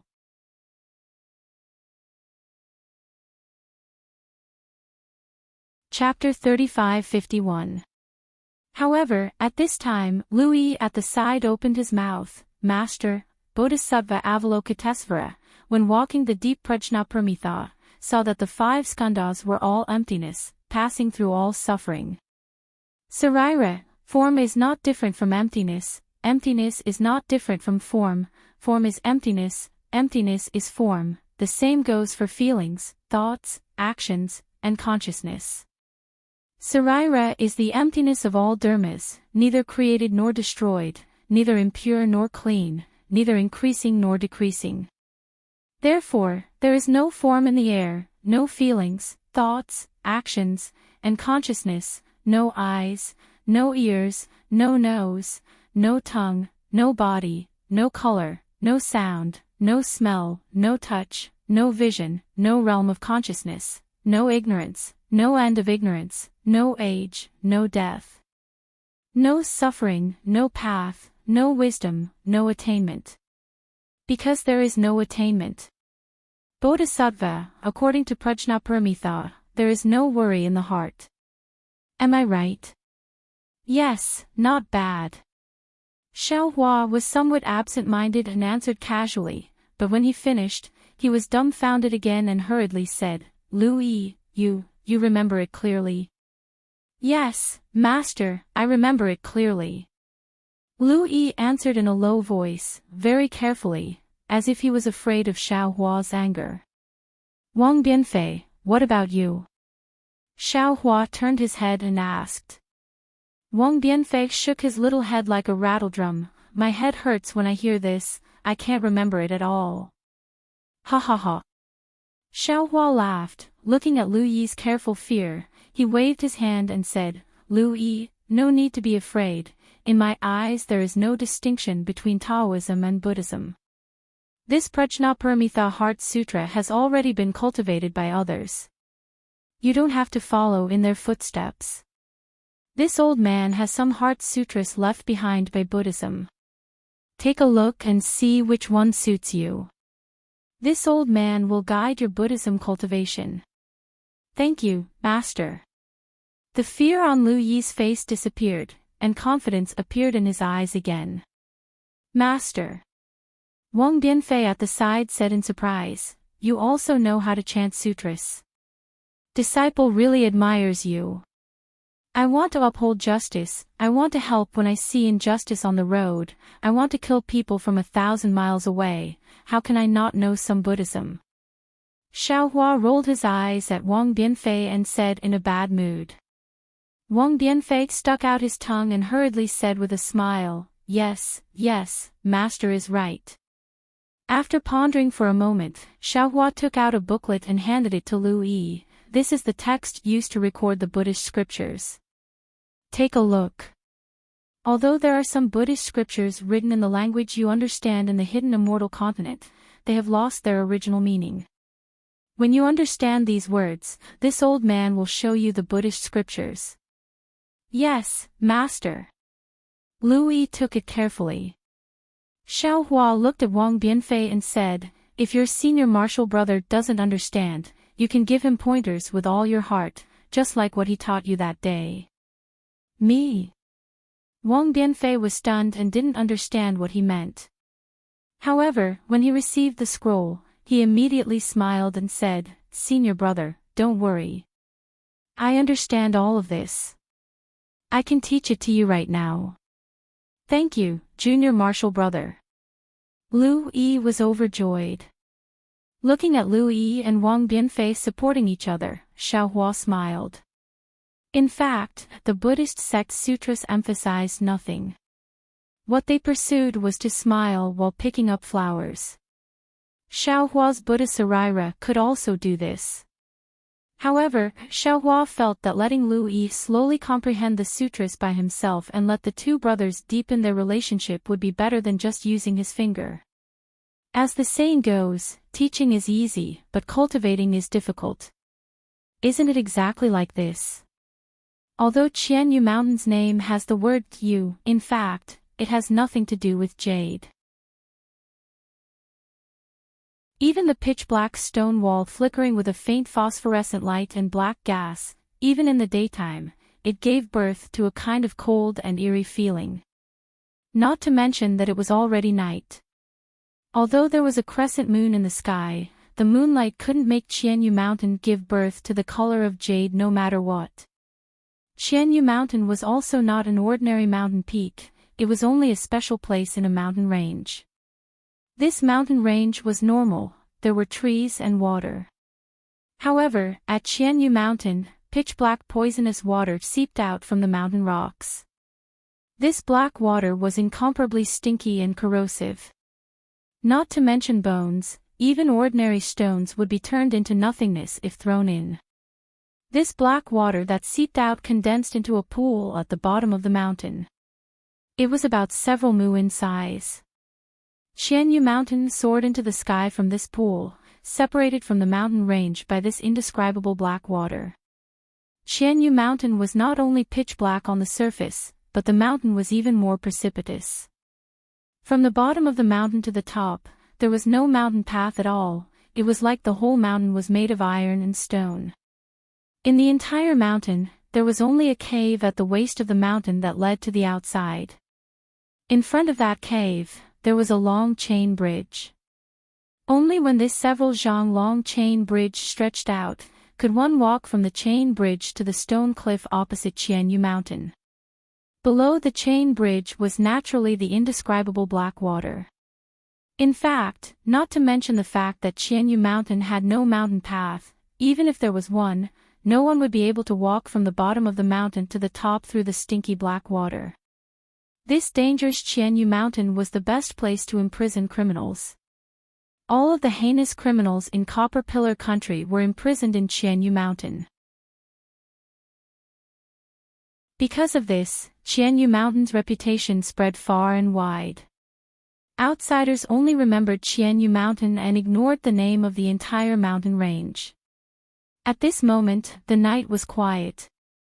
This was the case in Copper Pillar Country and even more so in the surrounding mountains. The infamous Front Jade Mountain also became more and more desolate. From time to time, the howls of evil beasts could be heard. Occasionally, there would be screams coming from within the Front Jade Mountain. Other than these sounds, there were also some strange noises. People couldn't help but think of the souls of the dead who died here. They couldn't help but feel their hair stand on end. Who would come here at night? However, just a few li away from Qianyu Mountain was a mountain forest that wasn't very tall. At this moment, the forest was very quiet. When the mountain wind blew, there were actually many black shadows crawling between the rocks. These black shadows couldn't be seen from a distance and could only be faintly seen when the faint starlight fell from the sky. Roughly counting these black shadows, there were at least a few hundred people. At the edge of the mountain forest, there was a protruding mountain rock. Behind the mountain rock, there were several people. These people's eyes were bright as they looked in this direction. Although no one said anything, the slight uneasiness in their eyes revealed the anxiety in their hearts. The wind blew gently, lifting everyone's clothes. A slightly old voice sounded, "Young Master Zhu, today is a little strange. It seems a little different from what young master said." The voice came from a white-haired old man at the front. "Ah, Senior Dao Hong, is there something different here?" A voice sounded. This voice came from a young master beside the old man. Although it was night time, he was still wearing a brocade robe. He was the undecided scholar that Xiao Hua met at the city gate of the Bronze Pillar country. This young master Zhu paused for a moment and explained as if he was reading a book, "Qianyu Mountain is guarded by General Mo of the Bronze Pillar country. General Mo's strength is at the 3rd grade of elemental energy. Among the generals of the Bronze Pillar country, he is considered to be above average. Accompanying General Mo to guard Qianyu Mountain is the Mo army under his command. There are about 6,000 people and they are all outstanding soldiers of the Bronze Pillar country. General Mo has 6 deputy generals. Of these 6 deputy generals, 4 of them are guarding the surroundings of Qianyu Mountain. The other 2 are leading 2,000 soldiers to guard the mountain range in front of Qianyu Mountain. This is the army camp that we saw in front of us. According to the information I received, there are 4,000 soldiers guarding Qianyu Mountain. They are divided into 3 groups." Young Master Zhu still wanted to say more. The old man waved his hand and said, "Young Master Zhu, there is no need to say more. This old man already knows all of this. The information that you said is the usual arrangement. Didn't you see it? Right now, there are so many tents in the army camp. How is it the scale of 2,000 people? If it is 4,000 people, it would be more than that." Young Master Zhu was a little hesitant. He looked into the distance and said honestly, "Senior, this junior can't see it. And, it's fine if you can't see it." The old man named Dao Hong nodded. "Tonight is a little inappropriate. In this old man's opinion, why don't we turn back tonight? We can talk about it when we have the chance in the future." And, Senior is right. The Bronze Pillar country's capital has suddenly increased its security. This really caught this junior off guard and I almost couldn't enter the city to pay my respects to Senior. Young Master Zhu was always someone who didn't have his own opinions. Once he heard the old man's words, he immediately agreed. But before young Master Zhu's words landed, an old man beside him said unhappily, "Young Master, old Master has been captured by the King of Bronze Pillar country for more than a year. Right now, we don't know if he is alive or dead. Our spies in Qianyu Mountain can't even see old Master. If we wait any longer, I fear, it will be disadvantageous to old Master." Ouch! Right at this moment, a faint scream came from several kilometers away. Young Master Zhu's body trembled, and he echoed, "That's right, Senior Dao Hong. We don't have many chances. The longer we delay, the more difficult it is to guarantee my father's safety. Why don't we barge in tonight? That Min Mo general is only at the 1st tier of the 3rd grade of elemental energy, 1 grade lower than you." Ah! Dao Hong sighed and said with a grimace, "This old man only coveted young Master's golden core method. Today, I fear that I will really lose my life here. Didn't young Master say earlier? News of Bronze Pillar country has spread like wildfire recently. Imperial Preceptor Langchinga died in Black Cloud Ridge. Jiang Country's Chongling Princess raised her flag next to Bronze Pillar Country. How can Bronze Pillar Country not increase their security at Qianyu Mountain? It does not matter if this old man dies here, but young Master Zhu does not value your own life. This senior's words are reasonable. Young Master Zhu was out of ideas again. He said with a frown, "This is the most sensitive time for Bronze Pillar Country. If we rashly, young master, you are so smart all your life, but stupid this time." The old man beside him almost jumped up. He looked like he expected better from young Master Zhu. He suppressed his anger and said in a low voice, "It is because Bronze Pillar Country is at its most critical time that their attention will be on Black Cloud Ridge, the capital, and Jiang Country. They will not pay attention to Qianyu Mountain. Only now is the best time for us to enter Qianyu Mountain and rescue Old Master."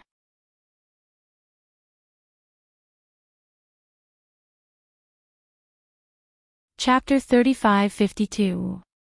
That's right, Senior Xian is right. Young Master Zhu immediately changed his mind. Now that the Bronze Pillar Nation isn't paying attention to the Qianyu Mountain, it's the most advantageous place for us. Senior Dao Hong, I felt that the increase in soldiers you mentioned was a bit strange, but now that I think about it, I'm afraid they sent more soldiers to guard the mountain because General Mo returned to the Bronze Pillar Nation, right? It should be a trick to deceive everyone. Moreover, these soldiers are no more than ants in your eyes. Why do you care? Fellow Immortal Dao Hong. That Senior Xian couldn't help but say, will attract the attention of the Bronze Pillar Nation soldiers. Fellow Immortal, you can use your divine ability to enter the Qianyu Mountain. Fellow Immortal, don't worry, the map drawn by the soldiers we bribed at the Qianyu Mountain is definitely correct. As long as you save my master, not only will we immediately give you the primeval stones you promised, we'll also give you the half of the golden core cultivation method. All right. Dao Hong thought for a moment, then clenched his teeth and said, I'll do it now. However, what we discussed before was the arrangement of General Mo at the Qianyu Mountain. I'm afraid he's not here now. There's no need for you to attract the attention of the soldiers around the Qianyu Mountain, because this will only make them more vigilant. Why don't you all follow me into the Qianyu Mountain and see who can find Master Zhu first? Although your Zhu clan has declined, you still have the foundation of an aristocratic family. I don't think you'll care about these soldiers, right? This. Young Master Zhu bit his lip, not knowing how to answer. He looked at Senior Xian for help. Senior Xian glanced at Dao Hong, then at the dozens of men surrounding him, and even the hundreds of people in the distance who couldn't be seen clearly. He nodded and said, all right, in fact, if it wasn't for the fact that General Mo might discover our whereabouts before we enter the Qianyu Mountain, we would have attacked long ago. Now that General Mo might not be at the Qianyu Mountain, we naturally have nothing to fear. All right, we'll do as Fellow Immortal says. We'll do it now. Dao Hong said as he took out a yellow talisman from his small Qinkuan pouch. Young Master Zhu nodded and said, yes, Senior, please use your divine ability. We'll be there soon. Young Master Zhu said. Dao Hong channeled his mana and a faint light flashed. Dao Hong placed the yellow talisman on his body. As the light flashed, Dao Hong's figure gradually disappeared. After a moment, Dao Hong's voice came from a few feet away, I'll be leaving first. You can come over as well. Elder Xian. Young Master Zhu bit his lip. The paleness of his face could be seen clearly in the night. He looked at the elder and said, since we have already made an agreement with Senior Dao Hong, then we must keep our promise. Elder, please arrange for people to follow the third method we discussed earlier, young master. Elder Xian revealed a benevolent smile and patted young Master Zhu's shoulder. He said meaningfully. Young master took the risk to go to Bronze Pillar Country and met with fellow immortal Daohong at Star Picking Towers auction. After that, young master took the risk to enter the capital of Bronze Pillar Country and asked fellow immortal Daohong to come out and help. These two great achievements were not something that could be accomplished by others. Now that we have to go deep into the Qianyu Mountain to rescue old master, as the one who planned this, there's no need for young master to personally attend to everything. You can stay here to support us and at the same time provide support. If there are any abnormalities, young master can inform us in time. Elder Xian. Young master Zhu frowned. Our agreement with Senior Dao Hong was, young master, we do have an agreement with fellow Daoist Hong, but who do you think you are? Our Zhu clan's bloodline is thin to begin with. Young master is the direct descendant of the old master. How can he take risks so easily? In particular, this formation requires a person with keen vision. Even though my Zhu clan has over 600 elites, how could they compare to young master's vision? Old Xian continued to smile and calmly said, if young master wasn't here, let alone this old servant, even fellow Dao Hong wouldn't feel at ease, right? This. Young Master Zhu felt that old Master Xian's words made sense and fell silent. In addition, didn't young master promise to grant fellow Daoist Hong the Golden Core cultivation method? If young master also went to the Jade Mountain and fellow Daoist Hong rescued the old master, who would he ask for the cultivation method? Old Xian struck while the iron was hot and advised, therefore, for young master's promise, young master can't go personally. Oh, Elder Xian is right. Young Master Zhu nodded. Then I'll stay here and watch over Elder Xian. If I discover anything unusual, I'll immediately inform Elder Xian. Good. The safety of this old servant and the others will all depend on young master. How could Elder Xian not know that this departure could very well mean that they would be separated by life and death? He looked deeply at young Master Zhu, then turned his head and said, Zhu Jiayun, take 2 family guards and help young master guard the rear. Elder Xian. The family guard called Zhu Jiayun said anxiously, I want. What you want is not important. Our rear is the most important. You must help young master and let this old man have no worries. Elder Xian shouted angrily. Zhu Jiayun clenched his teeth and nodded. Yes, I understand. Let's go. Elder Xian growled and activated his true qi. Faint clouds appeared beneath his feet and carried Elder Xian's somewhat stooped figure as he slowly flew into the distant night. When Elder Xian moved, the family guards around him moved as well. The guards waved their hands and passed down the order. In a short while, hundreds of people flew into the air. Some of them even used lightness techniques and pounced toward the black monster-like Qianyu Mountain in the distance. Jiayun, do you think Elder Xian and the others will be fine? Young Master Zhu was clearly worried. Seeing that the distance had already returned to peace, with only the night, the wind, and the occasional beast roar, he was truly absent-minded as he asked in a low voice. Don't worry, young master. Zhu Jiayun was indeed somewhat unwilling, but he suppressed the hot blood in his heart and said in a low voice, Elder Xian and young master have thoroughly studied Qianyu Mountain. Everyone has also discussed this large-scale invasion many times. There definitely won't be any mistakes.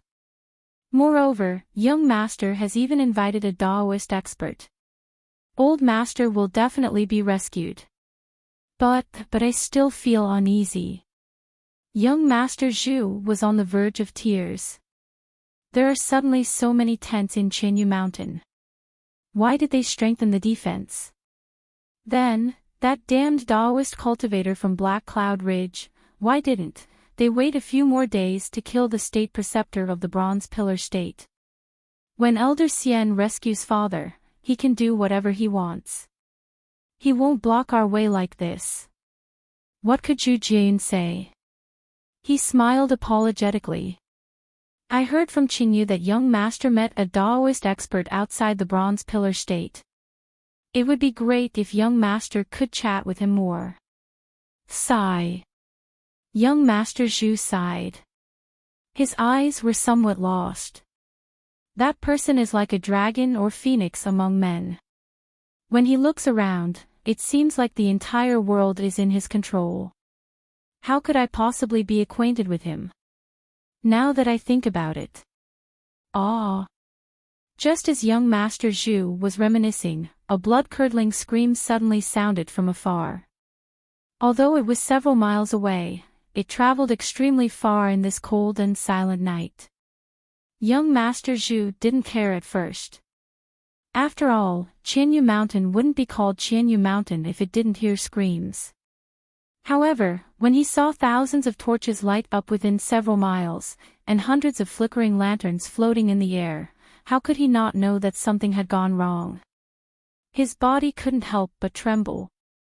Unfortunately, before he could use the eye-clearing technique to look into the distance, the sound of immortal slaying crossbows and god-slaying bows piercing through the air could be heard. One after another, blood-curdling screams could be heard as the torches flashed. Oh no! Young Master Zhu turned pale with fright. A faint light flashed in his eyes as he looked into the distance. Senior Xian's shock was even greater than young Master Zhu's. He floated in front of the crowd and saw that there were twice as many tents as he had imagined. One after another, they blocked the path to the front of the Jade Mountain. However, at this point, where was there any way out? He could only hold his breath and concentrate on minimizing the commotion. He also believed that the Zhu family elites he brought with him were definitely stronger than the ordinary soldiers of the Copper Pillar State. They would definitely be able to reach the front of Qian Yushan without making a sound. Of course, he didn't have much confidence in dealing with the Nightmare Mo army that was defending Qianyu Mountain. Moreover, he didn't plan to have much confidence. His people were originally Dao Hong's cover. As long as they could attract the attention of the Nightmare Mo army and allow Dao Hong to rescue his master, the death of several hundred people was nothing. Unfortunately, Elder Xian was still too optimistic. He had just carefully passed through a few alliances when there was a commotion behind him. Enemy attack, enemy attack. A loud bugle horn sounded from the left. Then, the lit bonfires appeared one after another. From the tents, groups of soldiers wearing black armor rushed out with weapons in their hands. In just a moment, the entire camp was filled with soldiers in formation. Elder Xian almost rubbed his eyes. These soldiers seemed to have appeared out of nowhere. Moreover, these soldiers' armor was pitch black and carried a thick blood shadow. An indescribable murderous aura was emitted from the formation. Heavens! Elder Xian almost groaned. Isn't this the black-armored army? How did they move from the front lines to Qianyu Mountain? Could it be Qianyu Mountain? Suddenly, Elder Xian had an ominous feeling. It was as if today was definitely not the best day to rescue his master. Elder Xian's ominous feeling was still too optimistic. After the Black Armor army formed a formation, they didn't wave their weapons to block their path and fight with them as old Xian had expected. Instead, they threw the spears in their hands and formed groups of several people. The person in the middle raised his hand and flashed with a faint clear light. Similarly, an immortal extermination crossbow appeared above their heads. Without waiting for old Xian and the others to react, arrows carrying a dense immortal extermination aura whistled through the air and flew toward them.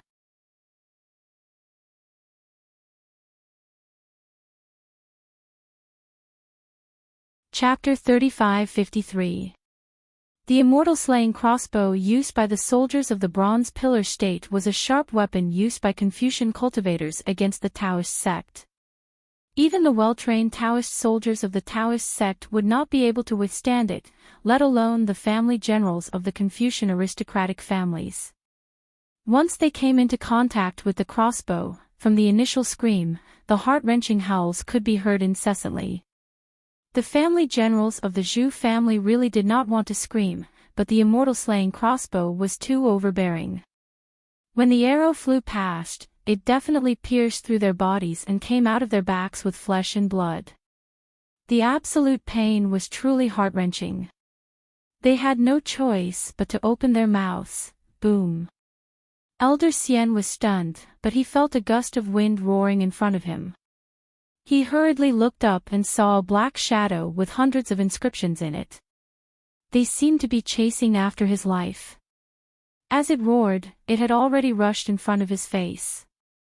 Elder Xian opened his mouth and spat out a mouthful of genuine qi. Several streams of noble qi blasted down at the same time. It was like a giant hand blocking in front of him, barely pulling the arrow away. Whoosh! With a soft sound, the immortal-slaying crossbow flew past Elder Xian's ear, and a few strands of his white hair fell to the ground. How can they rush into the Jade Mountain? Elder Xian had already weighed the pros and cons in a moment. He knew that it was impossible to rush through the alliance in this situation, so he hurriedly ordered a retreat. However, the urgency of the situation was far beyond his imagination. Clang! A golden sound came from about 100 feet below him. The sound was so resounding and so frightening. A gust of wind appeared out of nowhere. Elder Xian's noble qi was instantly sucked out of his body. A kind of coldness and an ice demon pounced from under his feet like a ferocious beast. God-slaying bow. Elder Xian's heart immediately turned cold. He had long heard of the weapon used by the Bronze Pillar state to deal with the Taoist generals of the Taoist sect, but he had never thought that one day he would face it alone. Elder Xian's genuine qi was forced to solidify by the god-slaying bow's ferociousness. He felt his bones and tendons go numb, and an irresistible fear rose in his heart. Before he could wave his weapon or take out his scroll and other things, a cold light flashed in the night sky. A 3-meter-long arrow pierced Elder Xian's heart with lightning speed. Elder Xian's body was like a doll. He was sent flying dozens of feet before he landed in an arc in the distance. Boom! The sound came from being nailed to an ancient tree. The ancient tree trembled, and many leaves fell. The old and hunched figure curled up into a ball, and blood flowed out of his mouth like a fountain. He lifted his grayish-white eyes with great difficulty to look in young Master Zhu's direction. Then, he immediately closed his eyes, and his entire body was nailed to the ancient tree. Roar! Roar! In the distance, Elder Xian faced dozens of black armor soldiers who were shouting slogans. Their genuine qi was activated as they worked together to control a crossbow that was dozens of feet long. The crossbow was pitch black, and the thousands of inscriptions on it flashed blood red. It flowed even more violently than the blood on Elder Xian's chest. Boom! Boom! Boom! A total of 3 similar god-slaying bows roared from the rocks near Qinyu Mountain. 3 arrows as thick as a child's arm shot into the air. A faint light flashed, and strings of blood splattered. Dao Hong covered his left shoulder and revealed himself in the air. There was a look of disbelief in his eyes. He could not believe that his invisibility talisman had been seen through by the Confucian cultivator. Daoist remnant. Behind him, at the edge of the camp, a burly general dressed in battle armor and riding a pitch-black steed appeared. The general roared, "I've been waiting for you here for a long time. My sons. Kill. General. General Hao. How is this possible?" Dao Hong seemed to be very familiar with the generals of the Bronze Pillar country. He almost blurted it out. He really did not expect that General Hao Hu, one of the three great generals of the Bronze Pillar country, would personally come to Qianyu Mountain to guard it. A sense of dizziness, as if he had fallen into an abyss, instantly arose from the bottom of Dao Hong's heart. However, the difficulty of the situation was beyond Dao Hong's expectations. Clang, clang, clang. At the same time, the sound of the god-slaying bows rang out behind him, where Qianyu Mountain was surrounded by black water. In an instant, goosebumps appeared all over Dao Hong's body. Almost without hesitation, he slapped his hand on the top of his head and a bronze ring flew out. The ring buzzed as it flew out. Rays of bronze luster appeared from the ring and covered Dao Hong's body in the air. Boom, boom, boom. As soon as the luster fell, 3 arrows rushed to Dao Hong's side. In the loud roar, thousands of inscriptions appeared between the arrows and the ring. The bronze luster turned into fist-sized bubbles, which then burst like ants. Wisps of noble spirit, sharper than knives, pierced into the luster and tore it into pieces. Then, the 3 flying arrows rushed into the ring. Fortunately, after being blocked by Dao Hong's magical weapon, the 3 flying arrows had lost a lot of their strength. Dao Hong was still agile and managed to dodge the god-slaying bows in a flash. Having narrowly escaped death, Dao Hong no longer dared to fly in the air. His body descended rapidly like a falling meteor. Before his body could land on the ground, boom! Boom! Several beams of light shot out from the halo and struck 4 to 5 soldiers who were activating the immortal extermination crossbows. How could these soldiers be a match for Dao Hong? In an instant, they were turned into minced meat and scattered all over the ground. Damn it! Seeing that Dao Hong had killed several black-armored soldiers and was about to enter the camp, General Hao Hu was enraged. With a furious roar, he leapt up from his black horse. Stepping on a cloud, he charged towards Dao Hong like a ferocious tiger. While General Hao Hu was still in the air, his fists and legs were already dancing. Wisps of noble spirit fell and the wind from his fists whistled. The soldiers who couldn't dodge in time were blown into the air. The tents beside the soldiers were instantly torn into pieces. Before Dao Hong could hide into the crowd, he hastily formed an incantation gesture. Amidst the vibrating sound of the bronze brilliance, a huge shadow flew out and charged towards General Hao Hu. It collided with the wind generated by General Hao Hu's fist. Boom! A powerful force spread in all directions. The soldiers several dozen feet to the left were sent flying. The immortal execution crossbows that had just been set up were also scattered by the impact. Woo, woo. While Dao Hong was still rolling in the air, 2 more god-slaying bows came at him. Dao Hong knew that his protective golden light couldn't block the god-slaying bows. As he lost his balance, he immediately broke the tip of his tongue and spat a mouthful of essence blood on the bronze bracelet. Boom! A loud sound was heard. The bronze bracelet's luster soared into the sky like a waterfall. While protecting Dao Hong, it blocked the 2 flying arrows. Humph! General Hao Hu, who was in the air, let out a cold snort.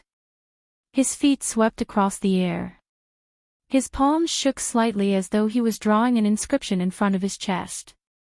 A gust of noble spirit wind rose again.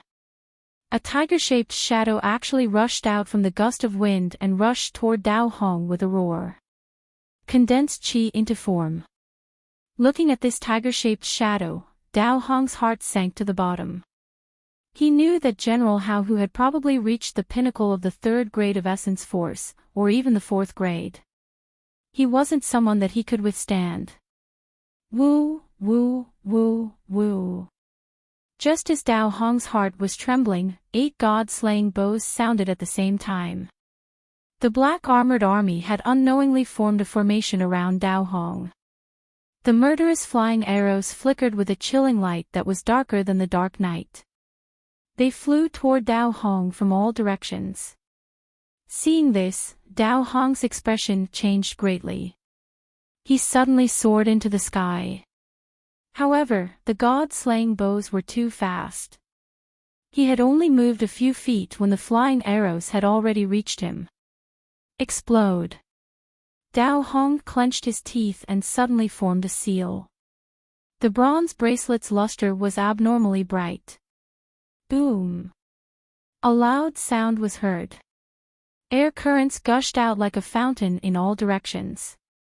The 8 god-slaying bows were actually blocked by Dao Hong. Unfortunately, just as Dao Hong was about to explode his treasures, General Hao Hu's tiger-shaped flying shadow had already arrived above his head. Although there was no stench coming from the mouth of the tiger, there was an aura of extermination. Dao Hong could no longer dodge. Puff! Dao Hong's face turned ferocious. He opened his mouth and a golden core that was smaller than a thumb rushed out. Woo! A violent wind blew and the golden core suddenly expanded. Dao Hong actually wanted to explode his golden core and perish together with General Hao Hu. Humph. Boring. General Hao Hu sneered. The tiger-shaped flying shadow opened its mouth and swallowed the golden core. Boom. A loud sound was heard. The golden core exploded and the tiger-shaped flying shadow exploded into pieces.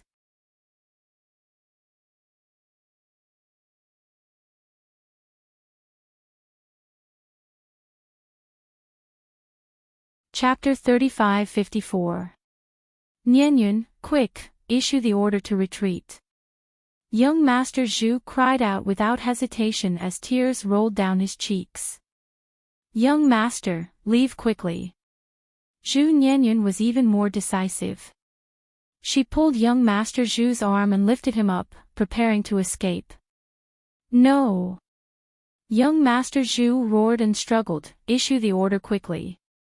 They are the last elites of my Zhu clan. Where's the order to retreat? Zhu Nianyun roared even louder and told the truth, young master, we can only advance tonight. There is no retreat. This. Young Master Zhu was in a daze. After a moment, realization dawned in his eyes. What Senior Xian told him was something that was covered up. At this moment, a wave of spiritual force swept over. Then, a faint voice rang in the ears of Zhu Nianyun and the others, oh.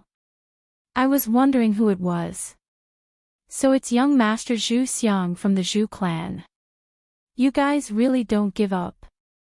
Since you're here, you've saved me the trouble of. Unfortunately, before General Hao Hu could finish his words, an even more powerful spiritual force rushed over, shattering the wave of spiritual force into pieces. An ethereal voice rang throughout the mountain range, Why is the Jade Mountain so lively? Is it welcoming me? In the distant horizon, a ball of light that was brighter than the crescent moon flew over like a meteor. A Pegasus that looked incomparably holy flashed its wings of light and pulled a flying chariot into everyone's field of vision. In the light, a tall and thin cultivator in a Taoist robe fluttered in the wind. His hair fluttered in the wind, making him look like a flying immortal. Generals, listen up. General Hao Hu saw this and knew that Xiaohua had come. He didn't care about the Zhu clan's generals who had been killed by the Black Armor Army. He waved his hand and activated his true energy. His voice shook the surroundings. Yes. Thousands of Black Armor soldiers responded in unison. They abandoned the Zhu family's generals, reorganized their formation, and activated their genuine qi. Regardless of whether it was the immortal-slaying crossbows or the god-slaying bows, all of them flashed with clear light. Countless noble qi fell with a loud bang, and billions of inscriptions flowed in the noble qi. Senior, leave quickly. Zhu Xiang shouted without hesitation. This is the God-Slayer bow specially made by the militarists of the Bronze Pillar Nation to counter Daoist spells, as far as Zhu Xiang could remember, there was no Taoist cultivator who could escape from the god-slaying bow. Ha ha ha. It's just a small trick. Xiaohua raised his head and laughed loudly. His laughter caused the broken leaves in the forest to fly up. Amidst his laughter, Xiaohua landed on the flying car. Then, he heard the rumbling sound of rolling thunder. Under Zhu Xiang's dumbstruck gaze, this otherworldly flying immortal stepped on heavenly thunder and arrived. Fire! As expected, General Hao Hu was a veteran of the battlefield. His face was as calm as a mountain rock. Seeing Xiaohua land in midair, he waved his hand and gave the order. Whoosh whoosh, clang clang, woo woo, the sounds of bows and arrows rang out incessantly. Not a single murderous movement resounded in the pitch-black night. Rumble. The lone Taoist Xiao waved his hand. Thousands of heavenly thunders were born from the void. Each of them was more violent than a horned dragon as they charged towards the god-slaying bow and immortal-slaying crossbow. Bang bang bang. Even more intense explosions soared into the sky from the heavenly thunders. Even if it was the immortal-slaying crossbow, the god-slaying bow, and the thousands of black-armored army, in front of Xiaohua, who was at the 5th stage of origin energy, it was truly child's play. Killing people was even more so in the blink of an eye. Not a single arrow could break through the net of thunder. Not a single trace of killing intent could escape from the lightning. All of you, move to the side. Xiaohua smiled coldly. He slapped his hand on the top of his head. Boom! Under the moonlight, golden light flashed. A nascent soul hand of several acres in size appeared out of thin air, grabbing towards the army camp below. General Hao Hu's face was ashen. He had already heard Northern Gua Institute chief's description. He had already thought that Xiaohua's strength was extraordinary. However, he still didn't truly estimate Xiaohua's strength. He still threw Northern Gua Institute chief's warning aside. He really didn't have the strength to stop Xiaohua. However, since it had already come to this, there was no reason to retreat. General Hao Hu roared, "Kill!" The wind from the fist moved again. A tiger-shaped pillar of vast qi once again charged towards the gigantic palm that was descending from the sky. Boom! The pillar of vast qi rumbled and blasted a hole in the giant palm. The tiger-shaped flying shadow also disappeared, but the hand of the nascent soul was not stopped. In the barracks where thousands of black-armored soldiers were resting, hundreds of immortal execution crossbows and god-slaying bows were destroyed by Xiaohua as easily as crushing dry weeds and smashing rotten wood. When the giant hand grabbed the entire barracks disappeared, as if the black-armored soldiers were stripped naked of their armor. Seeing the gigantic golden hand turn in midair, the golden light disappeared. The entire army camp's military supplies also disappeared. General Hao Hu roared loudly. His body expanded by 2 zhang. The long spear in his hand whistled as it pounced towards Xiaohua, who was standing in midair with a smile, even more ferocious than the huge python. "You little brat! Why are you arguing with this old man?" Xiaohua began to show off. Even Leng Qingge wasn't this old man's opponent. "Who do you think you are?"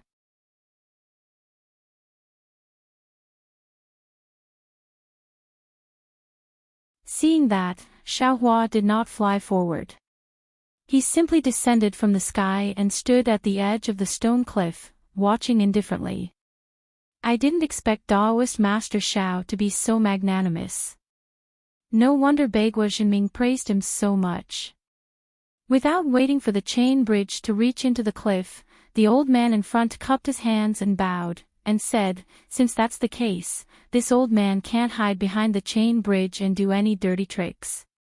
This old man is the Prime Minister of the Copper Pillar country, Yan Jin. Prime Minister." Xiaohua frowned, raised his hand to return the greeting, and said indifferently, "This old man heard that as long as the state teacher is killed, all grudges will be decided on the battlefield. What's the matter with your copper pillar country? This old man killed a state teacher, why did a general and a prime minister come out? Could it be that you want to force this old man to make a move against your copper pillar country? Bastard!" Yan Jijin did not speak, but the old man behind him scolded, "Easily exterminating a country, quietly killing people, the entire hidden immortal continent is in a mess because of your Taoist sects. Since you want to establish a country, then establish a country. Why do you need to take the imperial jade seal of our Confucian cultivators? Quickly hand over the imperial jade seal, seeing that you still have mercy in your heart, this old man can spare your life." "Good. You really scared this old man to death." Xiaohua laughed, "Who are you, old man?" "This old man is Jean Richouet," the old man said word by word, his face full of arrogance. "Oh." Xiaohua raised his eyebrows. He did not know who this old man was, but in the distance, young Master Zhu, who wanted to leave but did not dare to, had already used the clear eyes technique to see clearly. He said in a low voice, "Copper Pillar Country. Why did you invite this old man here?" "Daoist Xiao. I'm afraid you're in trouble."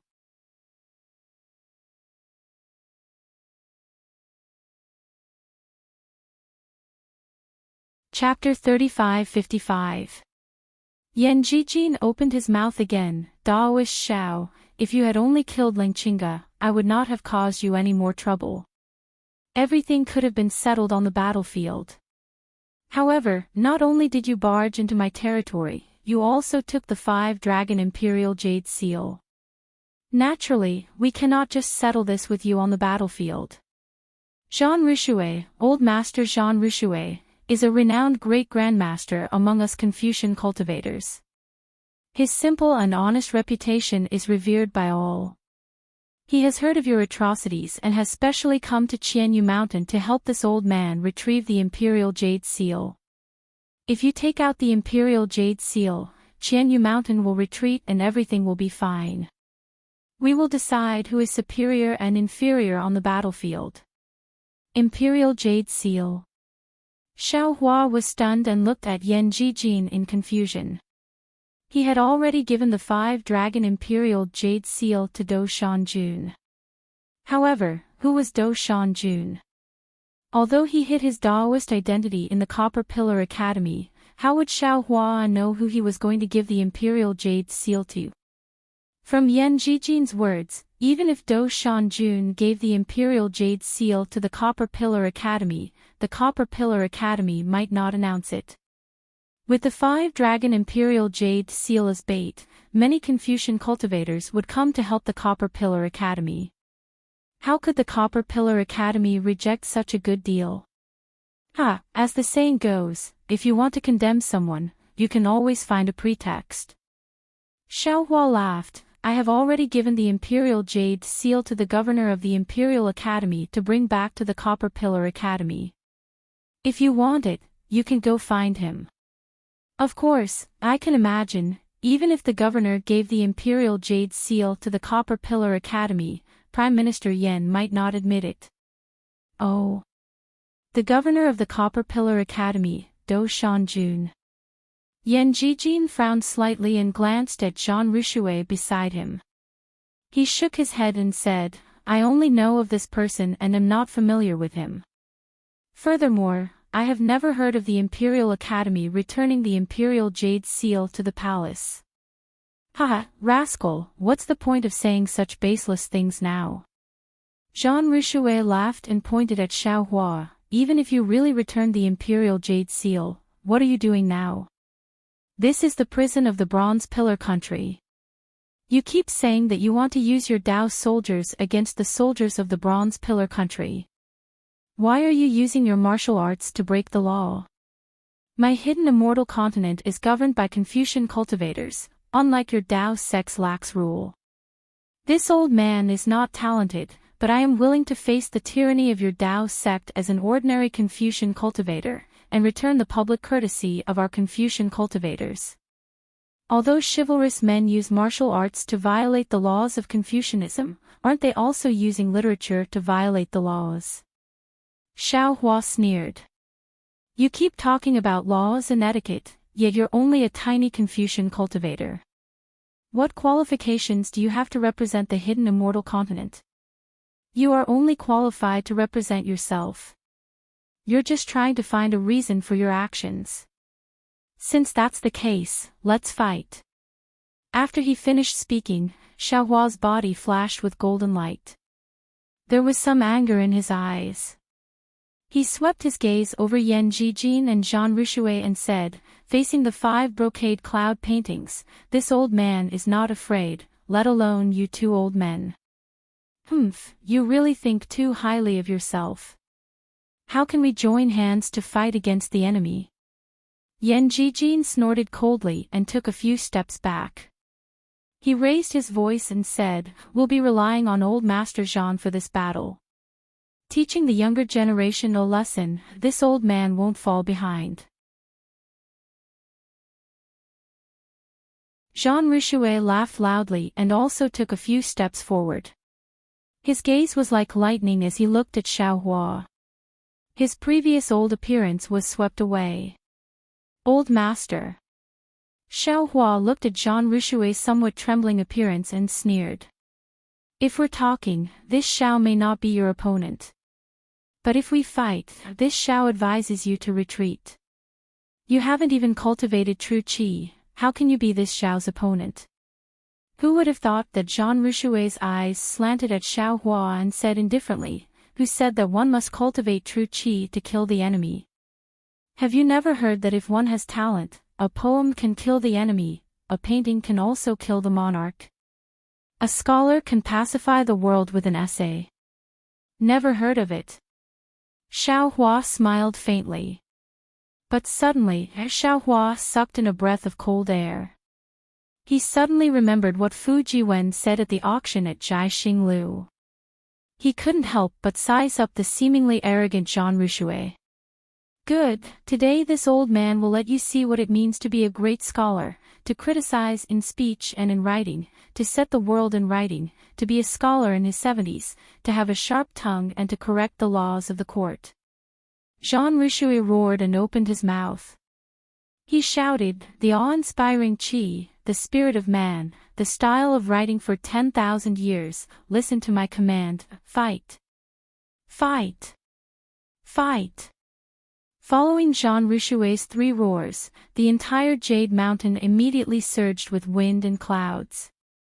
Not only did the awe-inspiring qi within several miles surge over like a tidal wave, even the silent awe-inspiring qi in the void seemed to listen to Jean Richouet's command, tearing through the void and rushing in. It was to the extent that when the righteous qi was mobilized, a chilling intent was born from the heavens and the earth. Sounds like war drums and bugles were heard from the left and right. In an instant, Xiao Hua had the illusion that he was being attacked by an army of thousands of men and horses.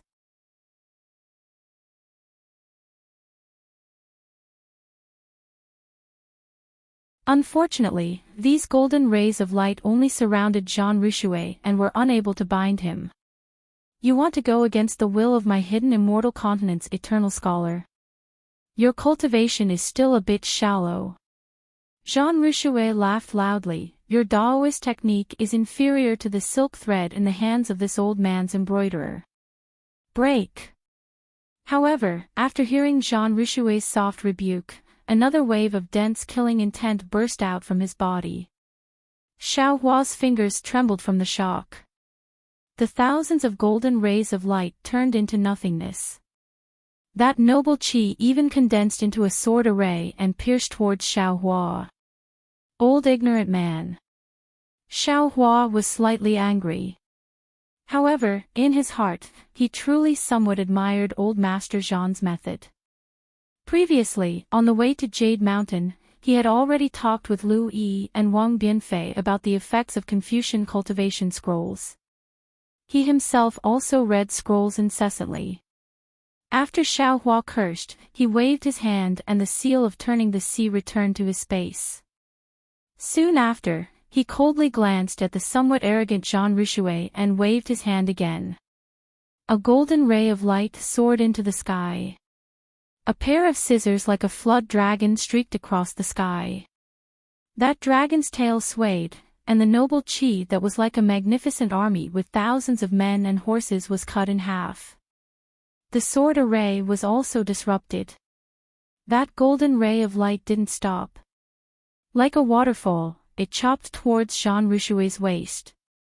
Yan Jijin, who was watching from afar, was extremely shocked. He finally understood why Leng Qingge and the others were defeated by Xiao Hua. Who was Jean Richouet? He was a famous Confucian scholar in the hidden immortal continent. He was truly an expert with a sharp tongue. One word could kill 1,000 soldiers, one word could kill 10,000 horses. He was currently the strongest person Tong Zhuguo could ask for. Although this old master didn't practice Confucian cultivation techniques, this old master was brimming with talent. His strength was comparable to the top of the 5th level. In front of this kind of expert, Xiao Hua actually didn't fall into a disadvantageous position. After several fights, he still had a backup plan. How could Tong Zhuguo be his opponent? Seeing that the golden ray of light was like a waterfall, cutting off the noble qi and rushing towards Jean Richouet's waist, Yan Jijin was greatly shocked. He couldn't help but shout, "Old master, be careful." At the same time, auspicious clouds also appeared under Yan Jijin's feet. His eyes flashed with absolute determination.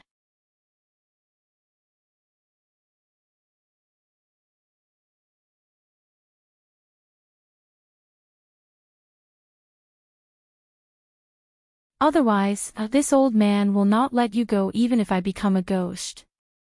Humph. Xiao Hua sneered and waved his big hand in the air. If you want to be a ghost, then don't be a ghost. This old man also never wanted to take the life of a great scholar like old Master Jean. He was only bewitched by you. Woo! Yan Jijin's body suddenly expanded. She rushed towards the nascent soul's hand and let out a mournful cry. Pang! With a loud sound, Yan Jijin's body exploded. Blood and flesh flew everywhere, and a lot of blood fell on the nascent soul's hand. A bit boring. Xiao Hua frowned. He waved his hand and blocked the blood and flesh. He flew into the air and coldly said, "This old man said I won't take old Master Jean's life. Why are you in such a hurry?" Before he finished speaking, the nascent soul's hand turned into a ray of light and flew into the distance. Only when he was dozens of kilometers away did he release his hand. Jean Richouet was thrown to the ground in a sorry state by the nascent soul. Seeing the golden big hand suddenly withdraw like a god, Jean Richouet's face was disappointed and frustrated. He really didn't understand how Xiao Hua's Dao Sect's thunder technique could defeat his noble spirit. However, he didn't have time to think about this. He stretched out his hand and tightened the belt around his waist to see if he could reattach the broken part. Xiao Hua withdrew his nascent soul's hand, and the soaring dragon shears hovered in the air for a moment before falling into his hand. At this moment, the night was even darker, but the surroundings of Qianyu Mountain were even more chaotic. Mountain rocks were scattered, trees were toppled, and many black armor soldiers were smashed into the stone walls by the Aoran Chi pillar and turned into meat paste. After the Aoran Chi dissipated, an unconcealable smell of blood gradually diffused. Sigh, Xiao Hua sighed. He scooped up the 5 Chi Thunder silk handkerchief into his dantian. It was still set up by the Confucian cultivator Xiao Hua into the immortal slaying stage. Then, he looked at the silent Qianyu Mountain and said loudly, "Generals of Qianyu Mountain, this old man is here to save Jiang Country State teacher Li Xiang. You can send him, and the disciples out." This old man doesn't want to kill again. However, after half a cup of tea's time, the silence was still the silence. The night was still the night. There was no change. Humph. You really won't turn back until you hit the south wall. Xiao Hua sneered. He scanned the area with his spiritual sense and said indifferently, since that's the case, don't blame this old man for being unreasonable. As he spoke, Xiao Hua's body turned into a rainbow. He didn't walk on the chain bridge and rushed towards the entrance of Qinyu Mountain. Buzz buzz. Just as Xiao Hua's figure crossed the cliff and had yet to fly over the mountain stream, suddenly, the bloody light around Xiao Hua's body flourished, covering the golden light in an instant. The mana around Xiao Hua's body stagnated, and his body fell into the black water of the mountain stream like a falling stone. Old man. Xiao Hua was shocked. Looking at the bloody light floating around his body, he immediately understood the reason why Yan Jijin self-destructed in front of him. This was something he had planned long ago. Just as Xiao Hua hurriedly urged his nascent soul to transfer his true essence, he heard a strange sound in his ears. It was like a flood that overflowed the sky. At the same time, a burst of light and shadow appeared in front of his eyes. It was like the mountains were shaking. The scenery around Xiao Hua had completely changed. Qinyu Mountain was gone, the cliff was gone, and only a black sky and black earth remained. There was no starlight in the darkness, no moonlight, only an unpleasant stench. An illusion array. A moment later, Xiao Hua's mana returned to normal. He frowned and stopped. He was about to open his Dharma eye to take a look. Chirp. A bird-like sound entered Xiao Hua's ears. A strange rune flashed in the darkness in front of Xiao Hua. This rune was somewhat similar to the runes of the Dao sect that Xiao Hua cultivated, but it was completely different. As soon as this rune appeared, a kind of blazing heat was born from the rune. Even the rune itself appeared a kind of crimson color. Roar! Just as the bird-like rune appeared, another angry roar came from behind Xiao Hua. This time, the rune was different from before. It actually emitted a light green color, and this color carried a kind of desolate coldness. What is this? Xiao Hua's curiosity was greatly aroused. He simply withdrew his Dharma eye and golden light flashed around his body. He was more curious. At this time, what kind of defensive array could the copper pillar state have that was more powerful than the 5 brocade cloud painting? Chirp. The crimson rune chirped again and suddenly expanded. A ball of flame spurted out from the rune, and a savage bird that looked similar to the vermilion bird rushed out. As soon as this savage bird appeared, its crimson eyes turned and immediately saw the faint bloody light around Xiao Hua's body. It raised its head, and an indescribable ferocious aura mixed with an aura of desolation rushed towards Xiao Hua. Yao! Yao! Xiao Hua was shocked. Knowing that he had fallen into Yan Jijin's trap, he didn't dare to be negligent. His hands formed seals, and thousands of golden threads suddenly appeared and danced around the barbaric bird. Hoo! The barbaric bird opened its mouth and spat out a scarlet flame. Its body was several zhang in color and quickly burned.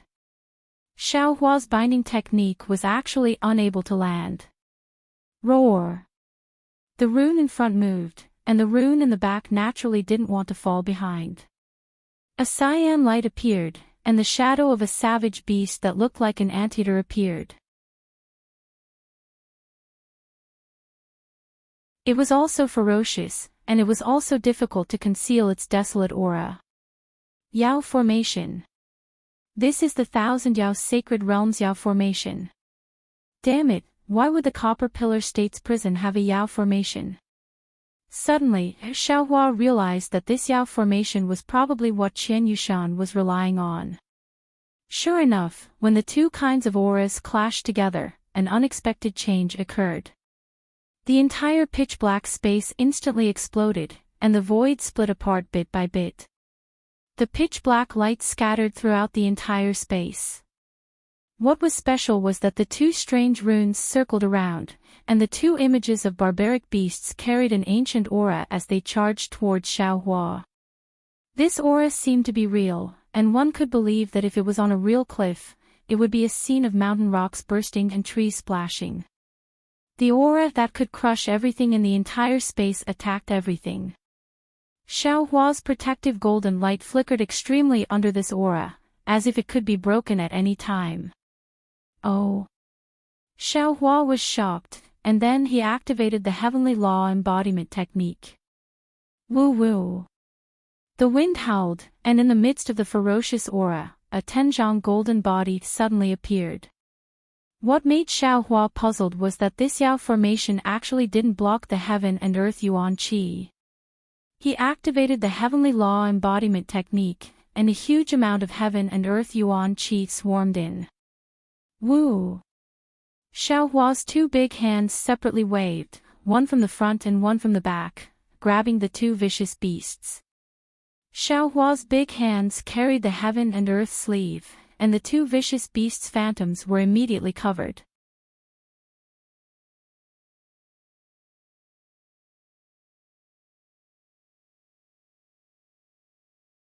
Chapter 35-57.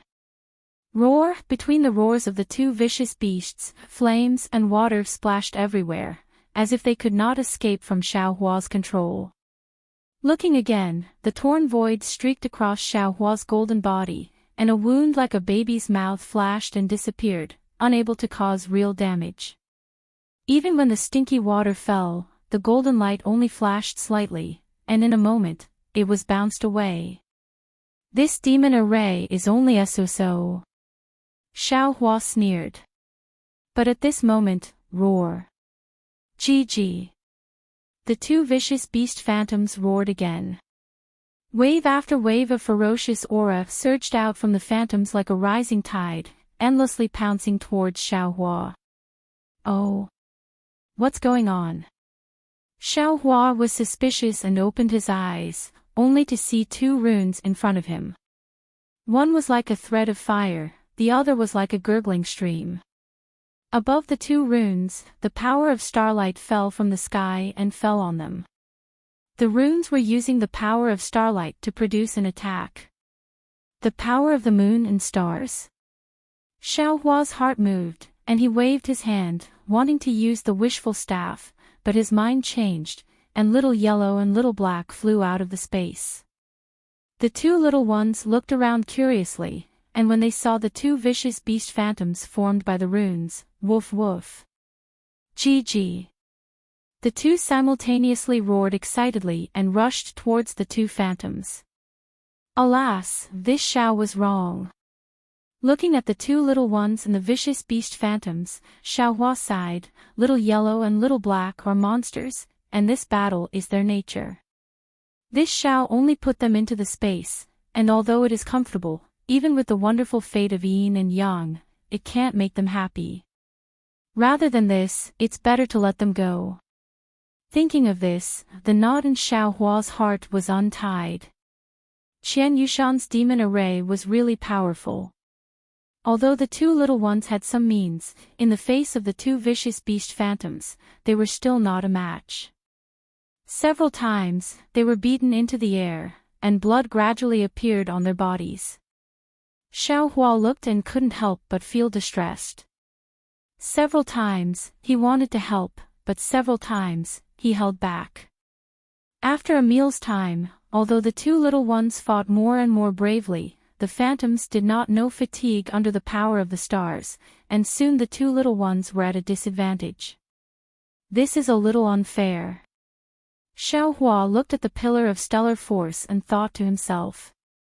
Last time, when he had awakened Wang Baifei's spirit, he had used the devil blade to cut off the pillar of stellar force.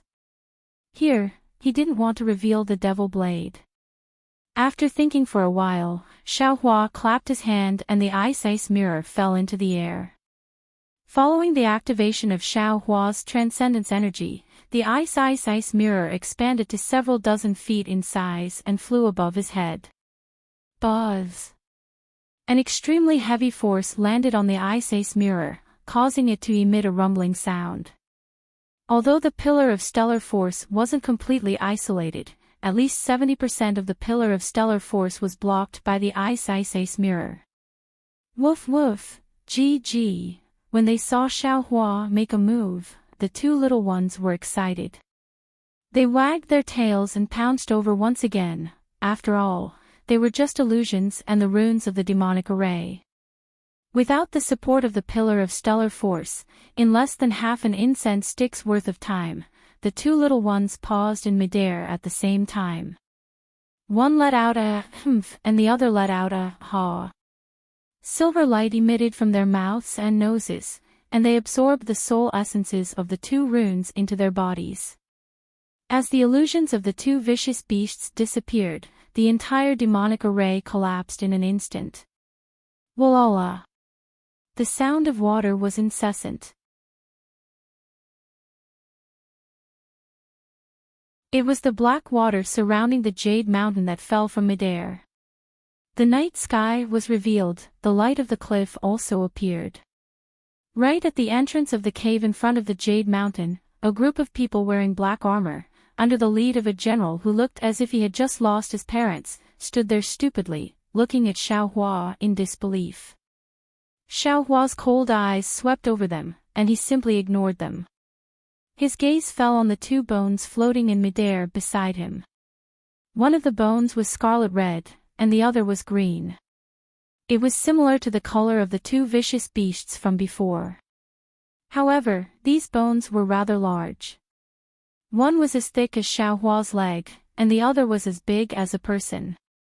Moreover, the runes on these two bones were so dim that they were almost indiscernible. They were exactly the same as the runes that Xiaohua had seen before. These are strange bones. Could it be that the demonic array was made from these bones?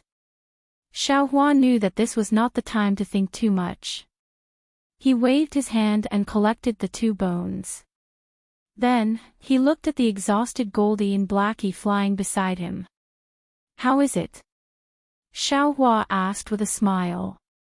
"It's nothing, father." Blackie replied, "The boy feels quite full. It's just that the taste is a bit bitter. That little bird is a bit too weak." Goldie's reply was different from Blackie's. If it wasn't for the pillar giving it strength, the boy would have already defeated it. And this is just the beginning. If you too.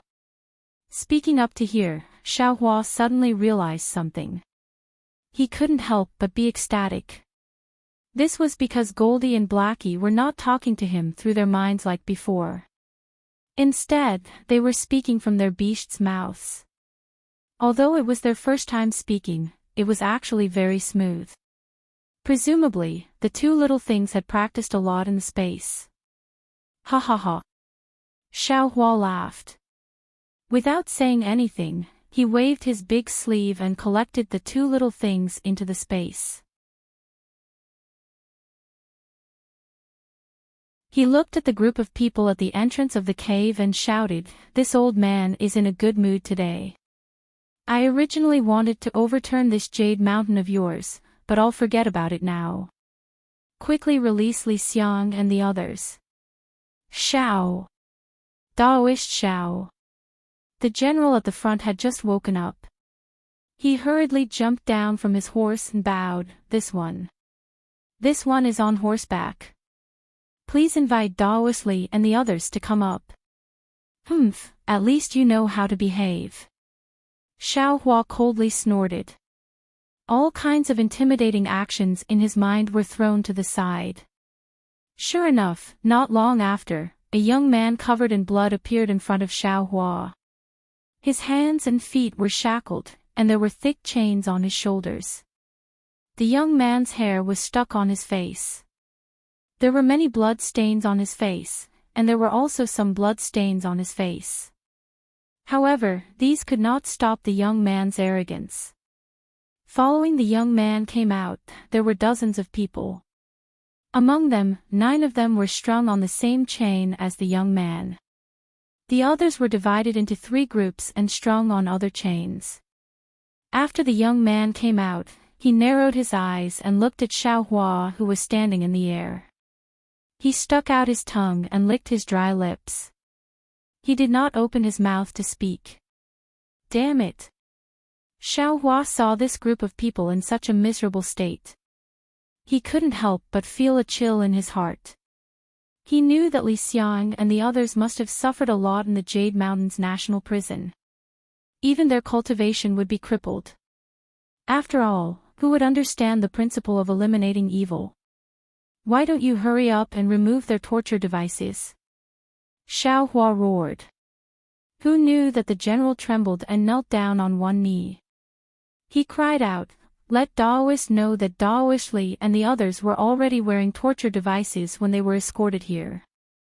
The items used to remove the torture devices are not in the Jade Mountain." When Yan Jijin came over, he did not say anything. Xiaohua frowned and asked.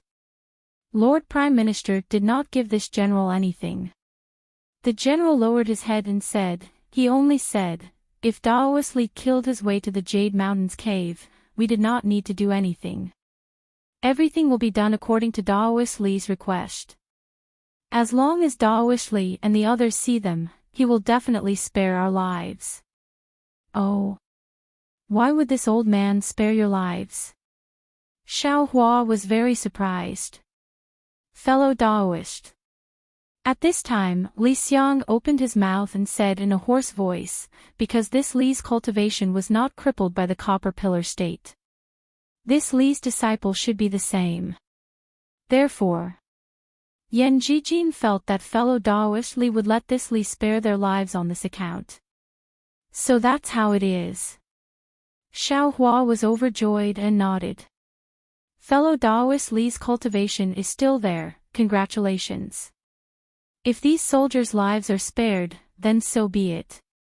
I will listen to fellow Daoist's orders. Li Xiang said coolly. Pfft. Xiaohua opened his mouth and a sword light flew out.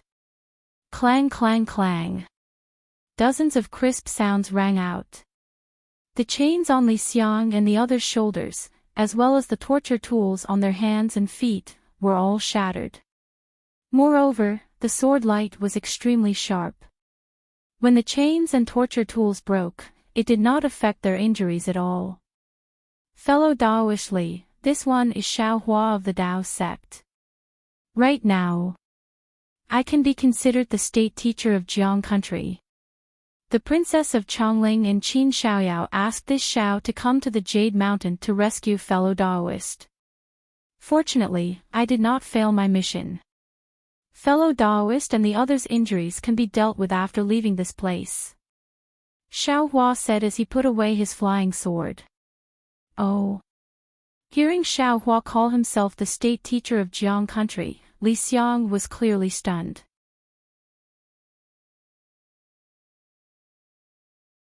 However, he raised his hand with some difficulty and said, I thank the state teacher for saving us.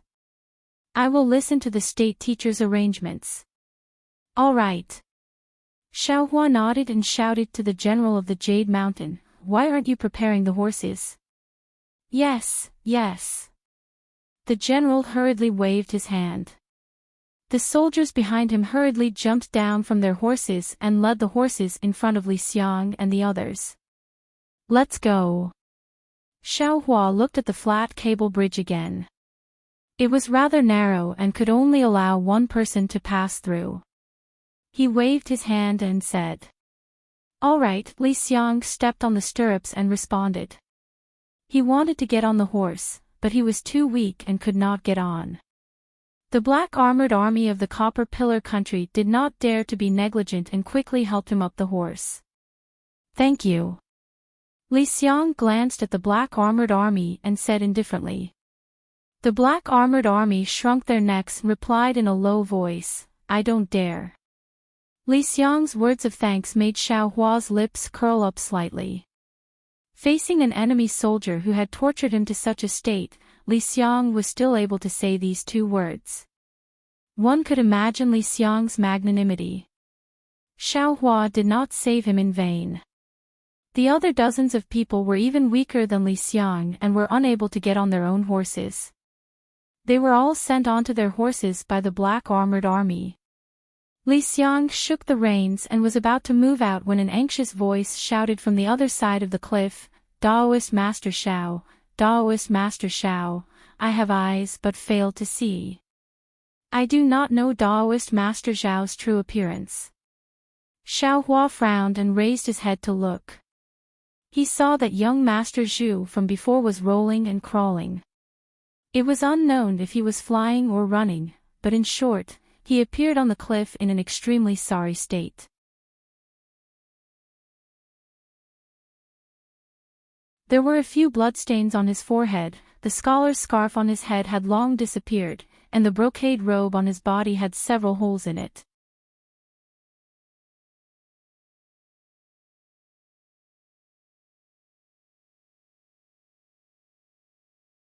Chapter 35-58. Who are you? Which fellow Daoist's disciple are you? Why should this old man help you? Xiaohua asked indifferently. This young man is not a Daoist's disciple. Young Master Zhu took a deep breath and said, "This young man is a disciple of the Zhu clan in Shuzhou's Wuyuan County. My name is Zhu Xiang. My father's name is a secret. My Zhu clan is the descendant of the great scholar Zhu Xi. Due to a rumor in the outside world that my ancestor Zhu Xi accidentally obtained the heavenly book's true enlightenment, we were forced by a scholarly family. Now that my Zhu clan has declined, it can no longer be considered an aristocratic family. However, the king of the Copper Pillar State is still obsessed with the heavenly book's true enlightenment. My father and my Zhu clan's disciples were captured by them and brought to Qinyu Mountain. Now, their fate is unknown. Heavenly book's true enlightenment." Xiaohua's face showed a thoughtful expression. He asked, "What's that?" "This young man doesn't know." Zhu Xiang replied without hesitation, "This young man has never heard my father mention this. I reckon that my Zhu clan has never obtained the heavenly book's true enlightenment. This should have been made up by my ancestors' enemies. So it's like this." Xiaohua nodded slightly. He understood that this so-called heavenly book's true enlightenment was probably a rumor. If the true enlightenment existed in this world, how could Xinxin, who came from a scholarly family, not know? How could the true enlightenment of the 5 Qis unifications be lost? However, to Xiaohua, it didn't matter whether there was the heavenly book's true enlightenment or not. Since Zhu Xiang was a descendant of Zhu Xi and a member of the Zhu clan, how could Xiaohua not help him? Thinking of the Zhu clan's family of 4 in Jingbei City, the talismans on their bodies, and the scroll that old lady Zhu gave to Xiaohua in his own space, Xiaohua couldn't just stand by and watch. "Quickly go and invite old Master Zhu Qing out," Xiaohua ordered indifferently. "This." The black-armored general slightly hesitated. However, he immediately came to his senses and hurriedly shouted, "Quickly, quickly bring old Master Zhu and his family out." Not long after, a Confucian scholar of around 50 years of age and a dozen slightly younger scholars were supported out. These Confucians were even more miserable than Li Xiang. Some had lost arms, some had lost legs, and even more of them did not have a single piece of good flesh on their bodies, their flesh badly mangled. The Confucian scholar in his 50s had his eyes half open, and his face was swollen to a size larger than an ordinary person's. He couldn't even walk. "Father!" Zhu Xiang couldn't hold it in any longer and hurriedly ran over from the chain bridge. At this time, a few family guards had already arrived behind him. They hurriedly pulled him back and said anxiously, "Young master, don't be anxious. You can't cross this chain bridge. Let me invite old master out first." "Oh. All right." Zhu Xiang was very obedient. He stopped and called out to Zhu Qing, "Father, the person in the air is Jianghua's national advisor, Daoist Master Xiao. He was the one who saved you. Zhu Qing reluctantly raised his head and looked at Xiao Hua in the air.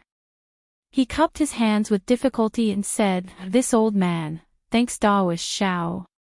"You're welcome."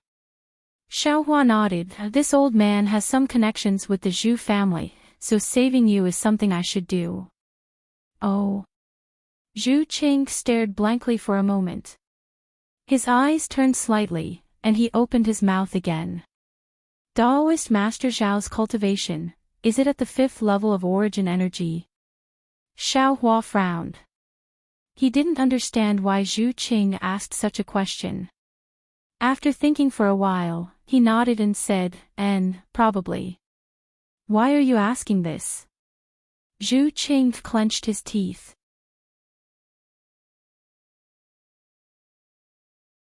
He extended his hand and pulled out his waist blade from the black armored army beside him. The black armored army was shocked. He hurriedly tried to dodge, but when the black armored army dodged, Zhu Qing lost his balance and was about to fall. Xiao Hua waved his hand and supported Zhu Qing. He smiled and said, "Old Master Zhu, why lower yourself to the same level as a soldier?" Pfft. Zhu Qing didn't answer. He flipped his hand, and the tip of his waist blade pierced into his calf. Shwa! With another push, his calf was cut open, and blood flowed out. "What are you doing?" Xiao Hua was shocked, and the others were also puzzled. "Father!" Zhu Xiang shouted even louder. He wanted to pounce over. Zhu Qing took a deep breath and threw his waist blade away. He extended 2 fingers and groped around in the flesh of his calf. He took out something smaller than the size of his finger.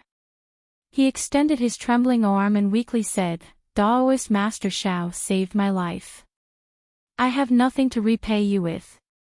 This is something passed down from my ancestors. As for what it is exactly, I don't know. Today, I will offer this to Daoist Master."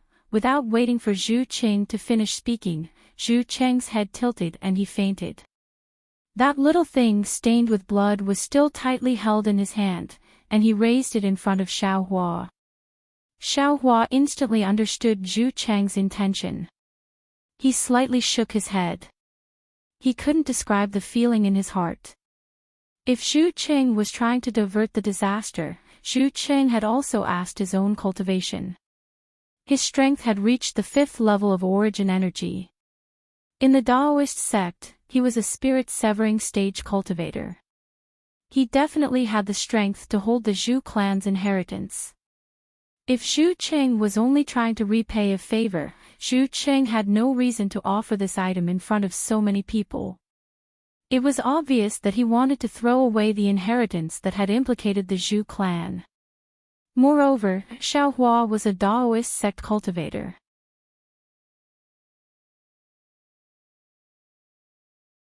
Zhu Cheng's Zhu clan's inheritance was used by Confucian cultivators.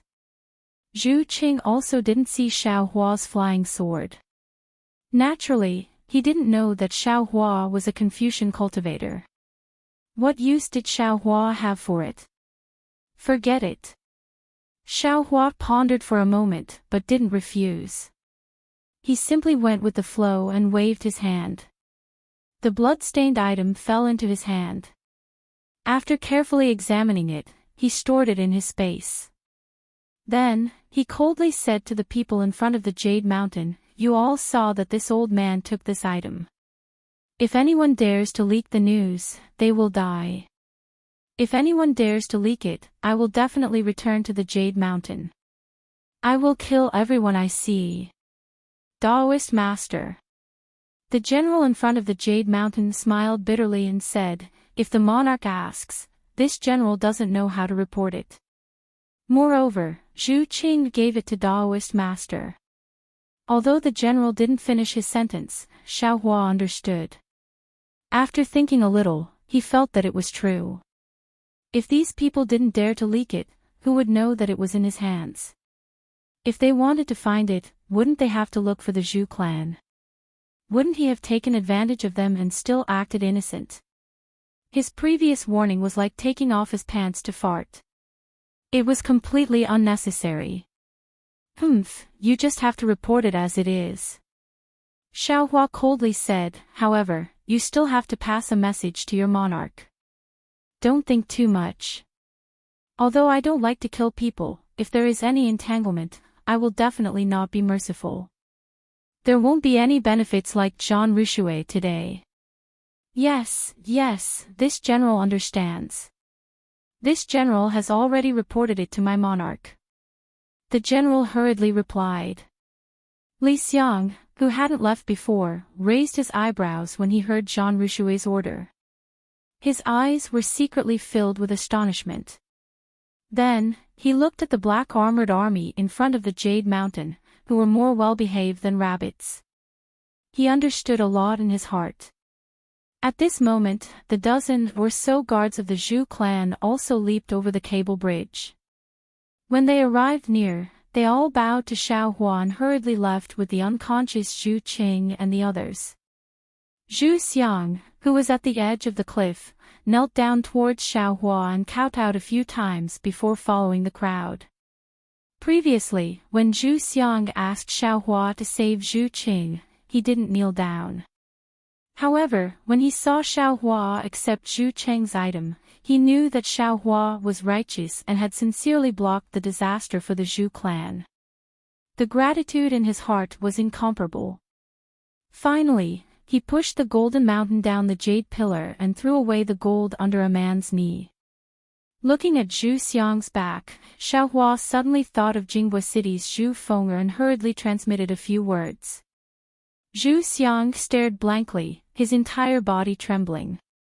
He hurriedly turned his head. Although he didn't say anything, anyone could clearly see the wild joy on his face. Without waiting for Zhu Xiang to say anything, Xiaohua clapped his hands and took out a few jade bottles. With a wave of his hand, the jade bottles flew across the mountain stream and landed in front of Zhu Xiang. Xiaohua then said in a clear voice, "Young Master Zhu, please tell your father on behalf of this old man that if this old man has the time, I will definitely pay a visit to the Zhu clan." Zhu Xiang received the jade bottle and carefully put it away. He said respectfully, "My Zhu clan will never forget Daoist Master Zhao's great kindness. Daoist Master Zhao's life will be passed down in my Zhu clan for generations." Go. Xiaohua waved his hand, lowered his head to look at Li Xiang and the others and laughed, "Fellow Li, let's go as well." "All right." Li Xiang patted his mount, and the black horse let out a long neigh. Its four hooves flipped as it rushed towards the direction of the chain bridge.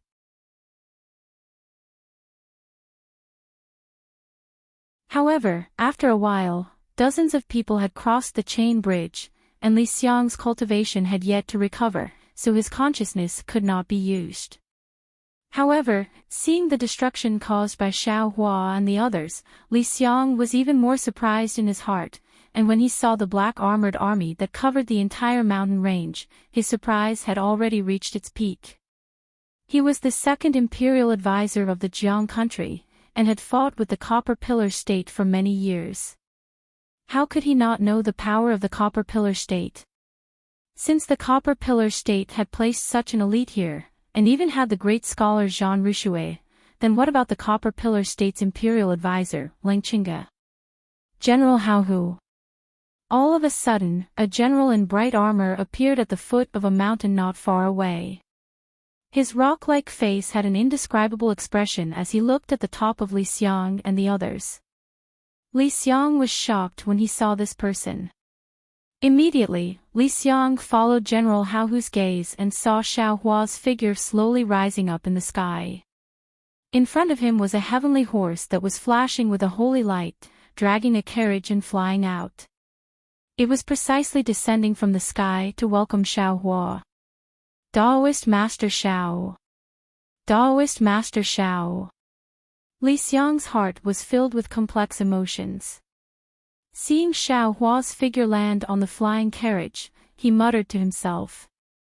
When Xiaohua landed on the flying carriage, Lu Yi and Wang Yi flew up, saying that they were welcoming their master. The two of them had limited cultivation, and Xiaohua was afraid that the battle would affect the two of them, so he made the heavenly horse and flying carriage stop at an extremely high altitude. The two of them could not see the specific situation, and could only hear the extremely loud rumbling sounds, as well as various colored lights.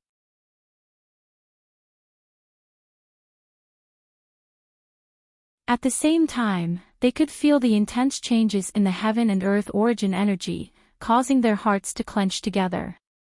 Later on, the entire mountain range fell silent, and the heavenly horse did not fly down, causing them to be even more afraid. Only when the heavenly horse was urged to fly slowly did the two of them finally relax. "You can wait here." Xiaohua waved his hand and sat down cross-legged. With another wave of his hand, little yellow, little black and little silver appeared in the air. When Wang Yifei saw little yellow, his eyes widened. He instantly thought of what Xiaohua had said earlier, and his expression changed greatly.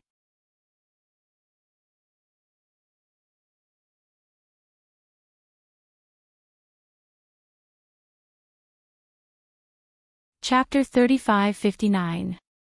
Father, Mother, two little mouthfuls of human language, jumping happily in front of Xiaohua. Knowing that he can leave home, Xiaohuang also regains his previous happiness. When Xiaohuang sees Wang Bianfei, he wags his big tail and complains to Xiaohua, "Mother, mother, this boy said his master is more powerful than mother. You go and find his master." Boy doesn't believe that there is someone more powerful than mother in this world. Master. Wang Bianfei miserably stands there, looking pitiful. He secretly glances at Xiaohuang, not knowing what to say. "Xiaohuang, this is mother's disciple, Wang Bianfei." Xiaohua says with a smile, "The master he is talking about is mother." "Ah. Is that so?" Xiaohuang is stunned, then wags his tail and flies around Wang Bianfei a few times. His dark eyes stare at Wang Bianfei a few times, and cries, "Boy, since you are mother's disciple, why didn't you say so earlier?" "That, young master."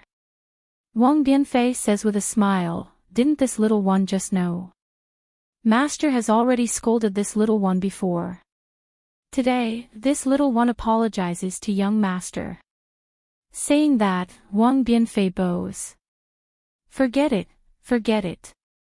I won't lower myself to your level." Xiaohuang's tone is very similar to Xiaohua's, his tail wagging is as clean and nimble as Xiaohua's hands. "Bianfei, no need to call him young master." Xiaohua snappily says, "Just call him Xiaohuang. You are this old man's disciple who is not included in the wall, so you are of the same generation as him." "Yes, master." Wang Bianfei smiles, knowing that Xiaohua is no longer angry with him. "Mother, what is the same generation?" Xiaohuang is very curious. Xiaohua doesn't answer, he turns to Lu Yi and Wang Bianfei and says, "You wait in the car first, this old man will talk to them for a while." After Lu Yi and Wang Bianfei enter the flying car, Xiaohua says with a smile, "Xiaohuang, this world is incomparably huge, it is not something our family can compare to. Moreover, there are a lot of people and a lot of things in this world that you can't know by staying by mother's side. Previously, mother was reluctant to let you go out because she was afraid that you would encounter some danger. Just now you also saw those two. Savage beast soul, although they are very powerful, there are many things in this world that are more powerful than them. Mother, this boy is not afraid." This was Goldie's answer. "Daddy, how powerful is he?" This was Little Black's question. "Hee, you can only know how powerful he is when you see it with your own eyes. As for whether I'm afraid or not, that's secondary. The most important thing is to stay alive." Xiaohua lovingly looked at the two little things. He knew that today was the day of separation, and these two demonic beasts couldn't even differentiate between mother and father. How could they become real demonic beasts? A demonic beast that couldn't even distinguish between peers was definitely not a qualified demonic beast. Xiao Hua's exhortation lasted for several hours. Seeing the scorching sun overhead, under the flying car, Li Xiang and the others were a little tired from riding. Only then did Xiao Hua reluctantly listen. It seemed that he still had a lot to say, as if he always wanted to keep the two little things by his side for a while longer. However, the two little things' wings had to grow and they could only leave his side. He had done everything, so the two little things could only remain ignorant forever. Seeing that Goldie was a little impatient and Little Black was listening with great interest, Xiao Hua couldn't hide a kind of feeling in his heart. It was as if the two's departure emptied his heart. Suddenly, a kind of distant memory appeared in his mind. That memory was some white hair, some tears, and some faint fragrance of milk.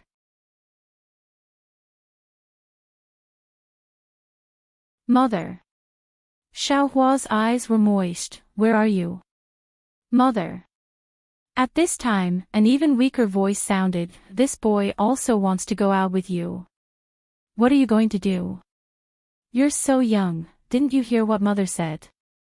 It's very dangerous outside. Wait until you're a little older before you tell Mother. Goldie's voice was very impatient. Xiao Hua was helpless as he looked at Little Silver and said, Little Silver, just call this old man Master. Yes, Master. Little Silver felt very wronged. It looked like he also wanted to be rebellious like Goldie. It's not that I don't want you to go. Xiao Hua suddenly had the awareness of being a mother, and almost self-taught, he coaxed Little Silver. Look, your mother and Little Black are both gone, so doesn't this mean that there's no one by this old man's side? Do you want this old man to be alone at home? That's true. Little Silver mumbled a little. Xiao Hua struck while the iron was hot. Also, Little Silver is very capable, and can help this old man by staying with him. Wasn't it Little Silver who discovered the primordial stone mine in Black Cloud Ridge? You've really done this old man a big favor. The boy knows. Little Silver was a little proud as he nodded his little head repeatedly. Mother, when is the boy leaving? Goldie urged. Xiao Hua looked at the scorching sun and said, Go now, but you have to remember, don't have the heart to harm others, and be on guard against them. You two have to discuss everything. Mother, you've already said this 4 times. Xiao Huang interrupted Xiao Hua's words. Little Black said, Yes, Father. The boy understands, he definitely won't let Father worry. The boy will take a look outside, he'll be right back. I go. Xiao Hua waved his hand. No matter how much they talked, they had to part in the end. Even if he didn't let Goldie go today, what about tomorrow? The day after tomorrow? All right. Goldie wagged his tail and soared into the sky. He casually put down something and flew away.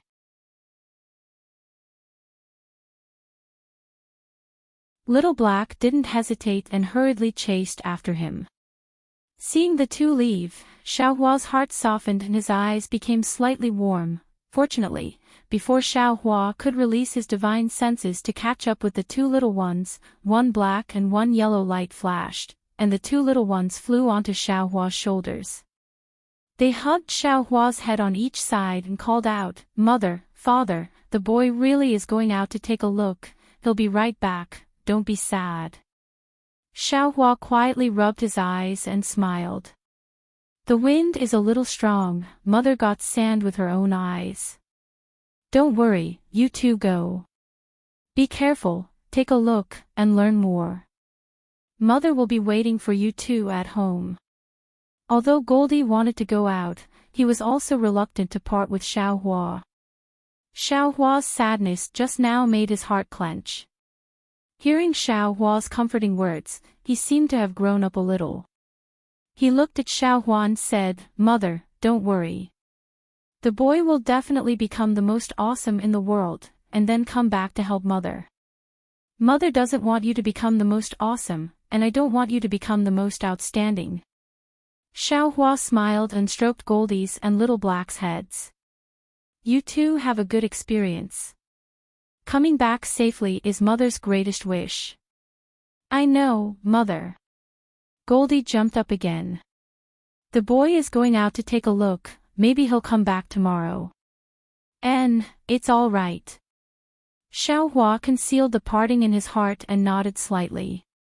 It's already late, go quickly. Yes, Daddy.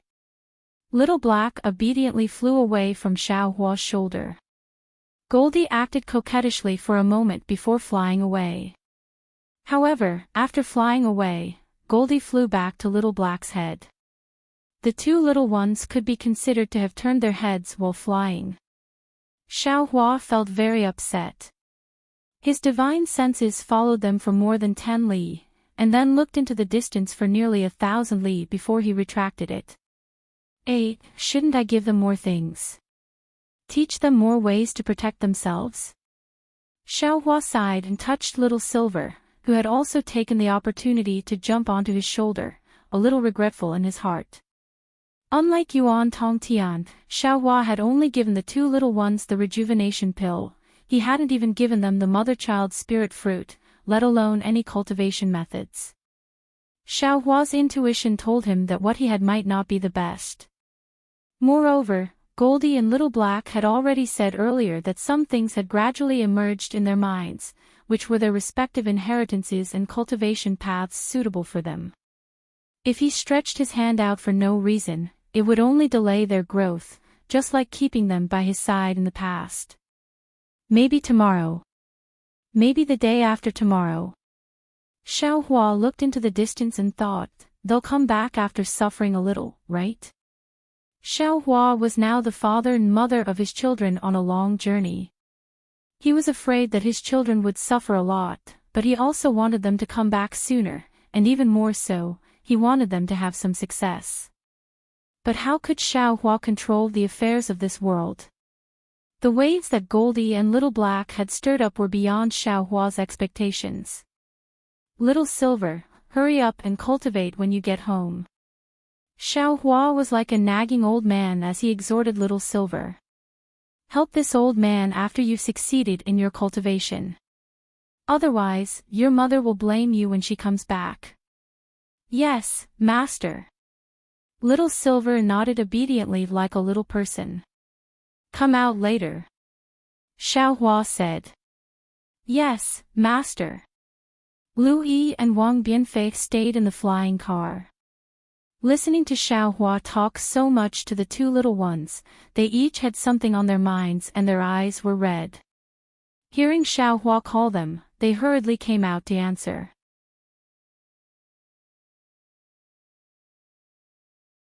Master, you're really too good to them. Lu Yi, who hadn't spoken rashly all this time, looked at Little Silver on Xiaohua's shoulder and said enviously, it's not like you're a demon pet at all. This is this old man's boy.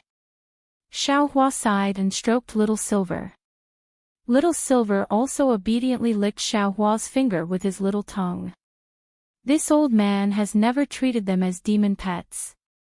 By the way, Master, I heard Daoist Xiao say that demon pets need to be bound with some kind of restriction, otherwise, they might betray their master or be captured by other cultivators.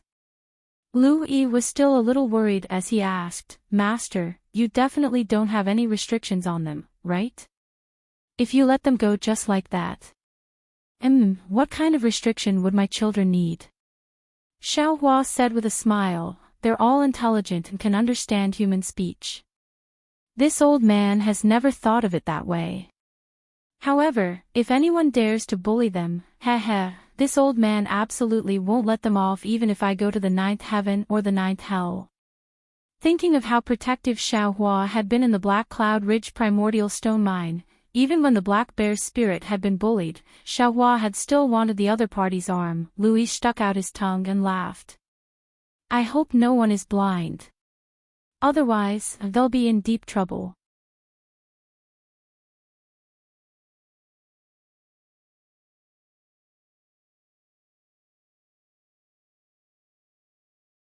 Chapter 3560. Master, is this little guy called Little Silver? Can he play with us? Wang Bianfei asked with shining eyes. If you let him stay in the small Chinquan bag all the time, of course he'll get sick of it. This little one thinks it's great to be by your side. Why do they want to leave? I think it's because Master doesn't want them to come out. Hee, you're right. Xiaohua nodded and patted Little Silver. Go play with them. If you want to cultivate, come back to me. Yes, Master. Little Silver was more obedient than Little Yellow. He flew up from Xiaohua's shoulder and landed on Wang Bianfei's head, making Wang Bianfei laugh. Seeing the envy in Lu Yi's eyes, Xiaohua smiled and waved his hand. The divine power centipede came out of the space. Xiaohua pointed at Lu Yi and said, "You go too. Accompany Lu Yi, and I'll give you benefits in the future." Chirp chirp. The divine power centipede was very happy. Although its expression couldn't be seen, its twisted waist revealed its intentions. It drew a black line in the air and landed on Lu Yi's shoulder. The divine power centipede naturally wasn't as fun as Wang Bianfei. It was even a little scary. However, Lu Yi had seen how powerful it was before, so he naturally knew more than Wang Bianfei. When he plucked up his courage to touch the divine power centipede's cold carapace, the divine power centipede waved its antennae in response. Lu Yi's mood improved greatly. That's right. Although this Xiao's space is good and full of spirit qi, it doesn't have human energy. Who can resist loneliness? Even Lu, of Nirvana strives to move forward in the midst of Nirvana. Xiaohua looked at the four little things' happy and harmonious appearances and secretly made a plan in his heart. Whether it was the yang side of the space or the yin side of the space, they both needed energy. It looked like he would have to spend more effort in the future. I wonder how Little Yellow and Little Black are doing. As Xiaohua pondered, he suddenly thought of the two little ones. In the end, Xiaohua dismissed the idea of releasing his divine will or Buddhist awareness to check on the two little ones. Since he was going to let go, he might as well leave them behind. There were many things in the world that were difficult to reconcile, and he didn't lack parting with them. Below Xiaohua, Li Xiang and the others were still riding on their horses. They did not dare to stop and rest. Although these people were cultivators, the torture they suffered in the Jade Mountain prison was several times more than ordinary people. Now, they could not hold on any longer. Xiaohua's divine sense swept across the flying carriage and ordered them to rest. Then, he walked towards Li Xiang and cupped his fists. "Fellow Daoist Li, this Xiao has some matters to attend to," so this Xiao was unable to invite fellow Daoist to ride on the flying carriage. I hope you can understand. Li Xiang was stunned. He did not expect that Xiaohua's first words would be an apology. When he came back to his senses, he hurriedly waved his hand and said, "The flying carriage is Daoist Zhao's own property. I have already received Daoist Zhao's grace. How can I care about such a small matter? It's good that fellow Daoist doesn't mind." Xiaohua said with a smile, "Fellow Daoist, please rest for a moment and check out the situation of the disciples first." "All right," Li Xiang nodded and said, "Spiritual Master, please return to the flying carriage first. I will report to you later." "No need." Xiaohua reached out his hand and took out some prepared clothes and some pills from his small universe bag. He handed them to Li Xiang and said, "This Xiao can just wait here. Thank you for your trouble, Daoist Xiao." Seeing that Xiaohua had prepared so thoroughly, Li Xiang was very happy. He cupped his fists and received them. At this time, several disciples came over from behind him.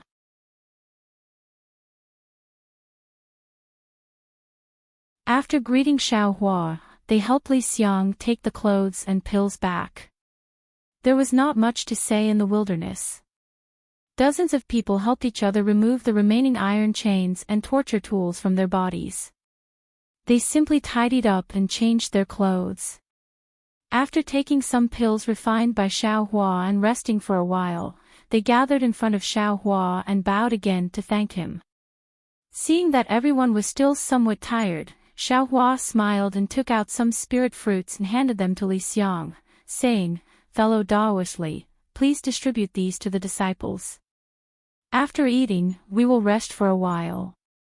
It won't be too late to continue our journey when we are full of energy." Li Xiang saw that Xiaohua respected him very much and did not directly overstep his boundaries. He was even happier in his heart. After receiving the spirit fruit, he first took one for himself, then had someone distribute it to the other disciples. He smiled and said, "Jinren Shao is really considerate. It has been a long time since I, Li, ate such a good spirit fruit. It's nothing. Fellow Daoist Li suffered a lot in prison. These are all compensation." Xiaohua waved his hand and looked at the people sitting on the ground.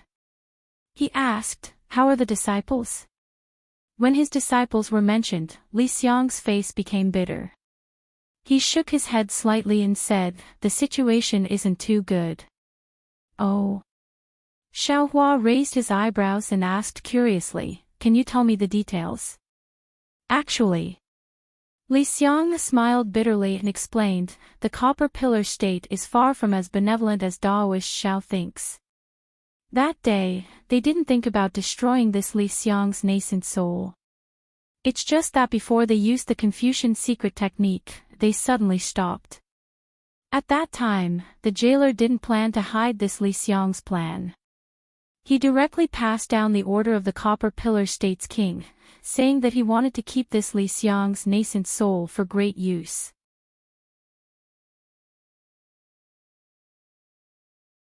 That's why this Li Xiang's nascent soul was imprisoned. It's not like what the former Jade Mountain Guard general said.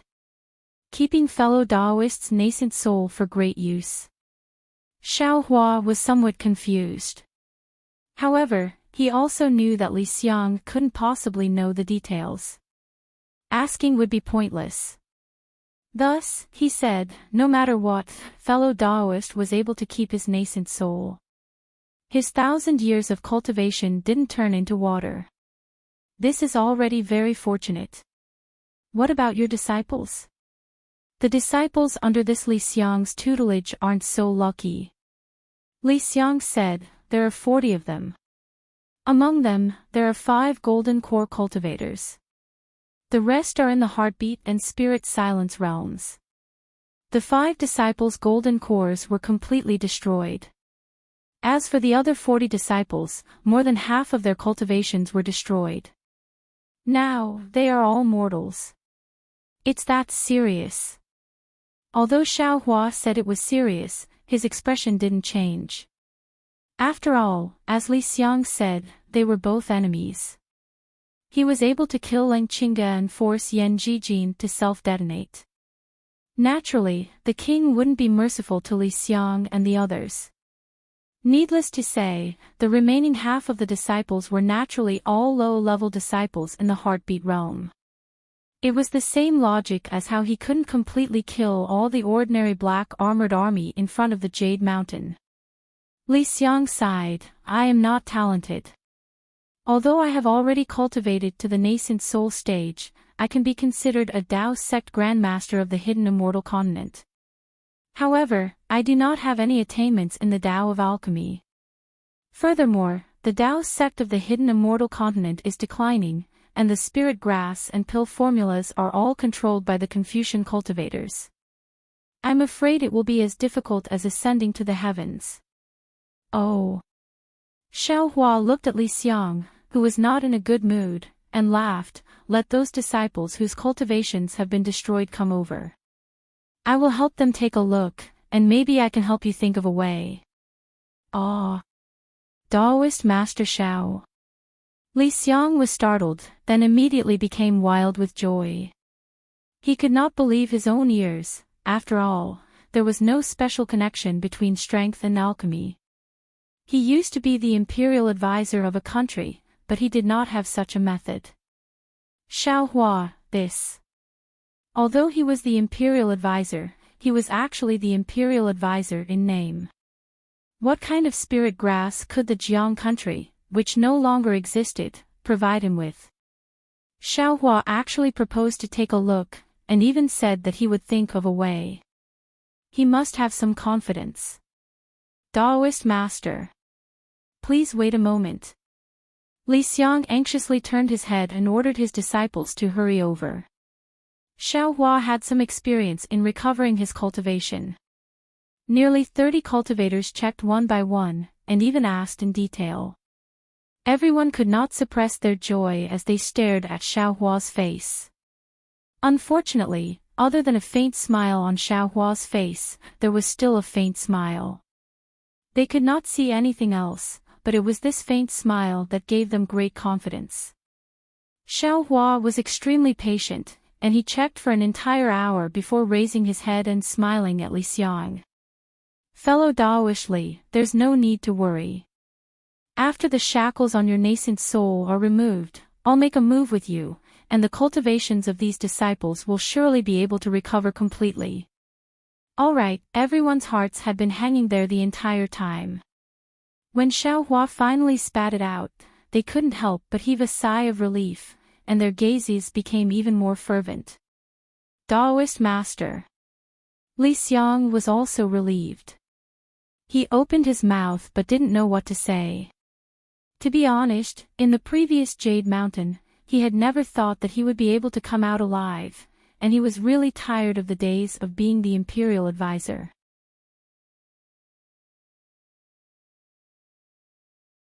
He had been the imperial advisor twice. The first time was the imperial advisor of the Li nation. He had racked his brains for the Li nation, but in the end, the Li nation was destroyed and he had no choice but to submit to the Jiang country.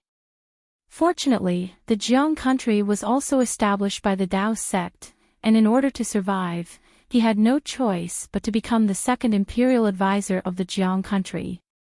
This was his second time as the imperial advisor. But even so, how could his disciples not have any friction with Qin Haoyue's disciples? Although the hidden immortal continent did not allow Dao sect cultivators to recruit disciples and only allowed Dao sect disciples to serve the country, weren't these disciples their own disciples? How could Li Xiang and Qin Haoyue not know about the friction between their disciples? In addition, Qin Haoyue was not a magnanimous person, so Li Xiang was suspected and probed a lot. Even so, in the end, Li Xiang's cultivation did not increase by much, and instead, because of the destruction of the Jiang country, he was captured by the Copper Pillar State and brought to the Jade Mountain. Xiaohua saved Li Xiang, and when Xiaohua revealed his identity, Li Xiang already understood. He had already thought of an excuse, and even when Xiaohua asked why his cultivation was not crippled, he spoke up for the Jade Mountain's guard general. It was obvious that he did not want to offend the Copper Pillar State, and he did not want to be the master of a country. That was really meaningless. However, Xiaohua did not invite him to the flying carriage, nor did he mention anything about the Jiang country. Now, he even proposed to help his disciple recover his cultivation. Xiaohua's words were good, he wanted to attack together with him, but he was very clear in his heart, how could he have such cultivation? This was Xiaohua giving him face. Alright, fellow Daoist Li, please get on the carriage. I have some things to ask you.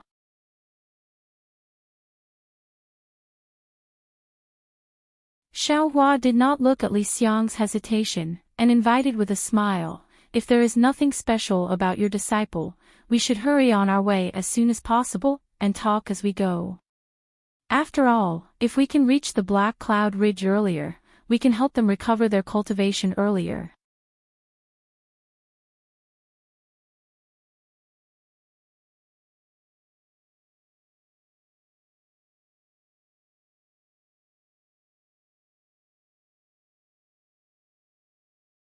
Xiaohua waited for Li Xiang to sit down before saying, "If Daoist Xiao is at ease, then let me take a look at your nascent soul and see if I can help you break the seal."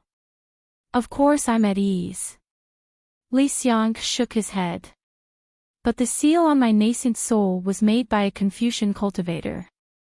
I can't sense my nascent soul at all. Even if I use a technique, my nascent soul won't move. I'm afraid I'll have to find a Confucian cultivator's friend and ask them to help." But then, he smiled bitterly.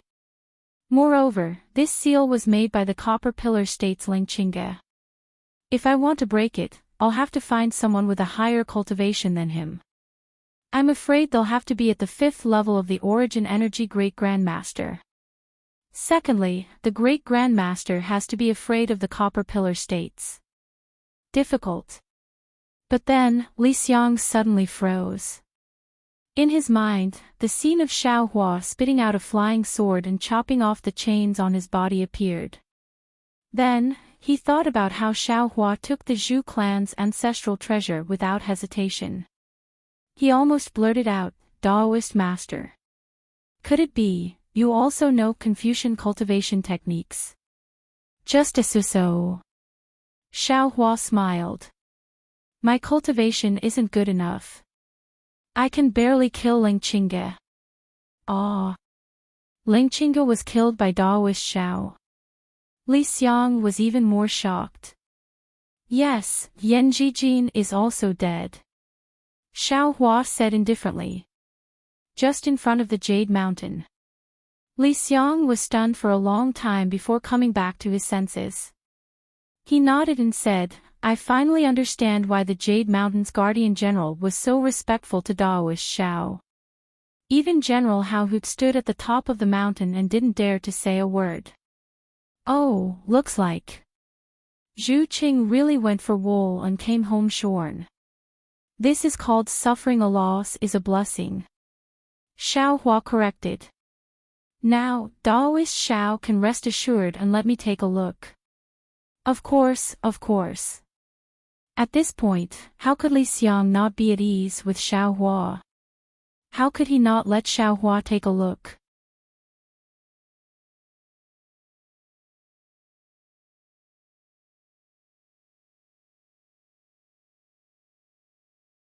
"If I cultivate in peace, I'm afraid it will take several years to recover.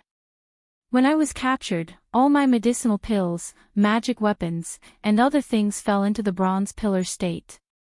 When Daoist Xiao rescued me, the guarding general didn't return my Qiankuan bag.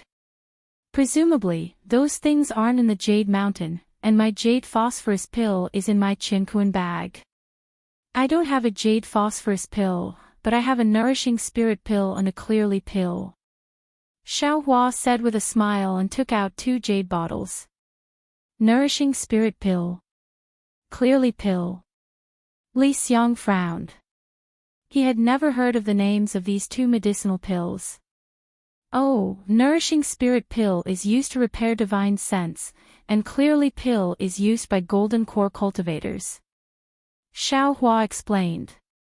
"I don't have medicinal pills for nascent soul cultivators like me, so I ask for fellow Daoist Li's forgiveness." Li Xiang smiled bitterly. How could the medicinal pills used by golden core cultivators and nascent soul cultivators be the same? However, when he thought about it, Xiaohua wasn't a real state preceptor, so how could he have real medicinal pills? "Fellow Daoist Li, take it first. It's better than nothing." Xiaohua handed over the jade bottles and said, "If fellow Daoist Li has the pill recipe, I can actually refine a Jade Phosphorus pill for fellow Daoist Li. Hehe, the Jade Phosphorus pill's pill recipe is in the hands of State Preceptor Qin Haoyue. I don't have it." Li Xiang's words were not without resentment. "When I was the State Preceptor in Li Country, I also entrusted others to refine medicinal pills. The pill recipe I obtained later is also in my Qiankuan bag." You're tuning in to the LoveLore Library YouTube channel. We're so grateful for your support, and don't forget to subscribe to join us on this incredible journey through captivating stories. Your generosity through donations truly makes a world of difference, as it's the primary source of revenue that allows me to expand and enhance this channel for you. Thank you from the bottom of my heart for being a part of this adventure.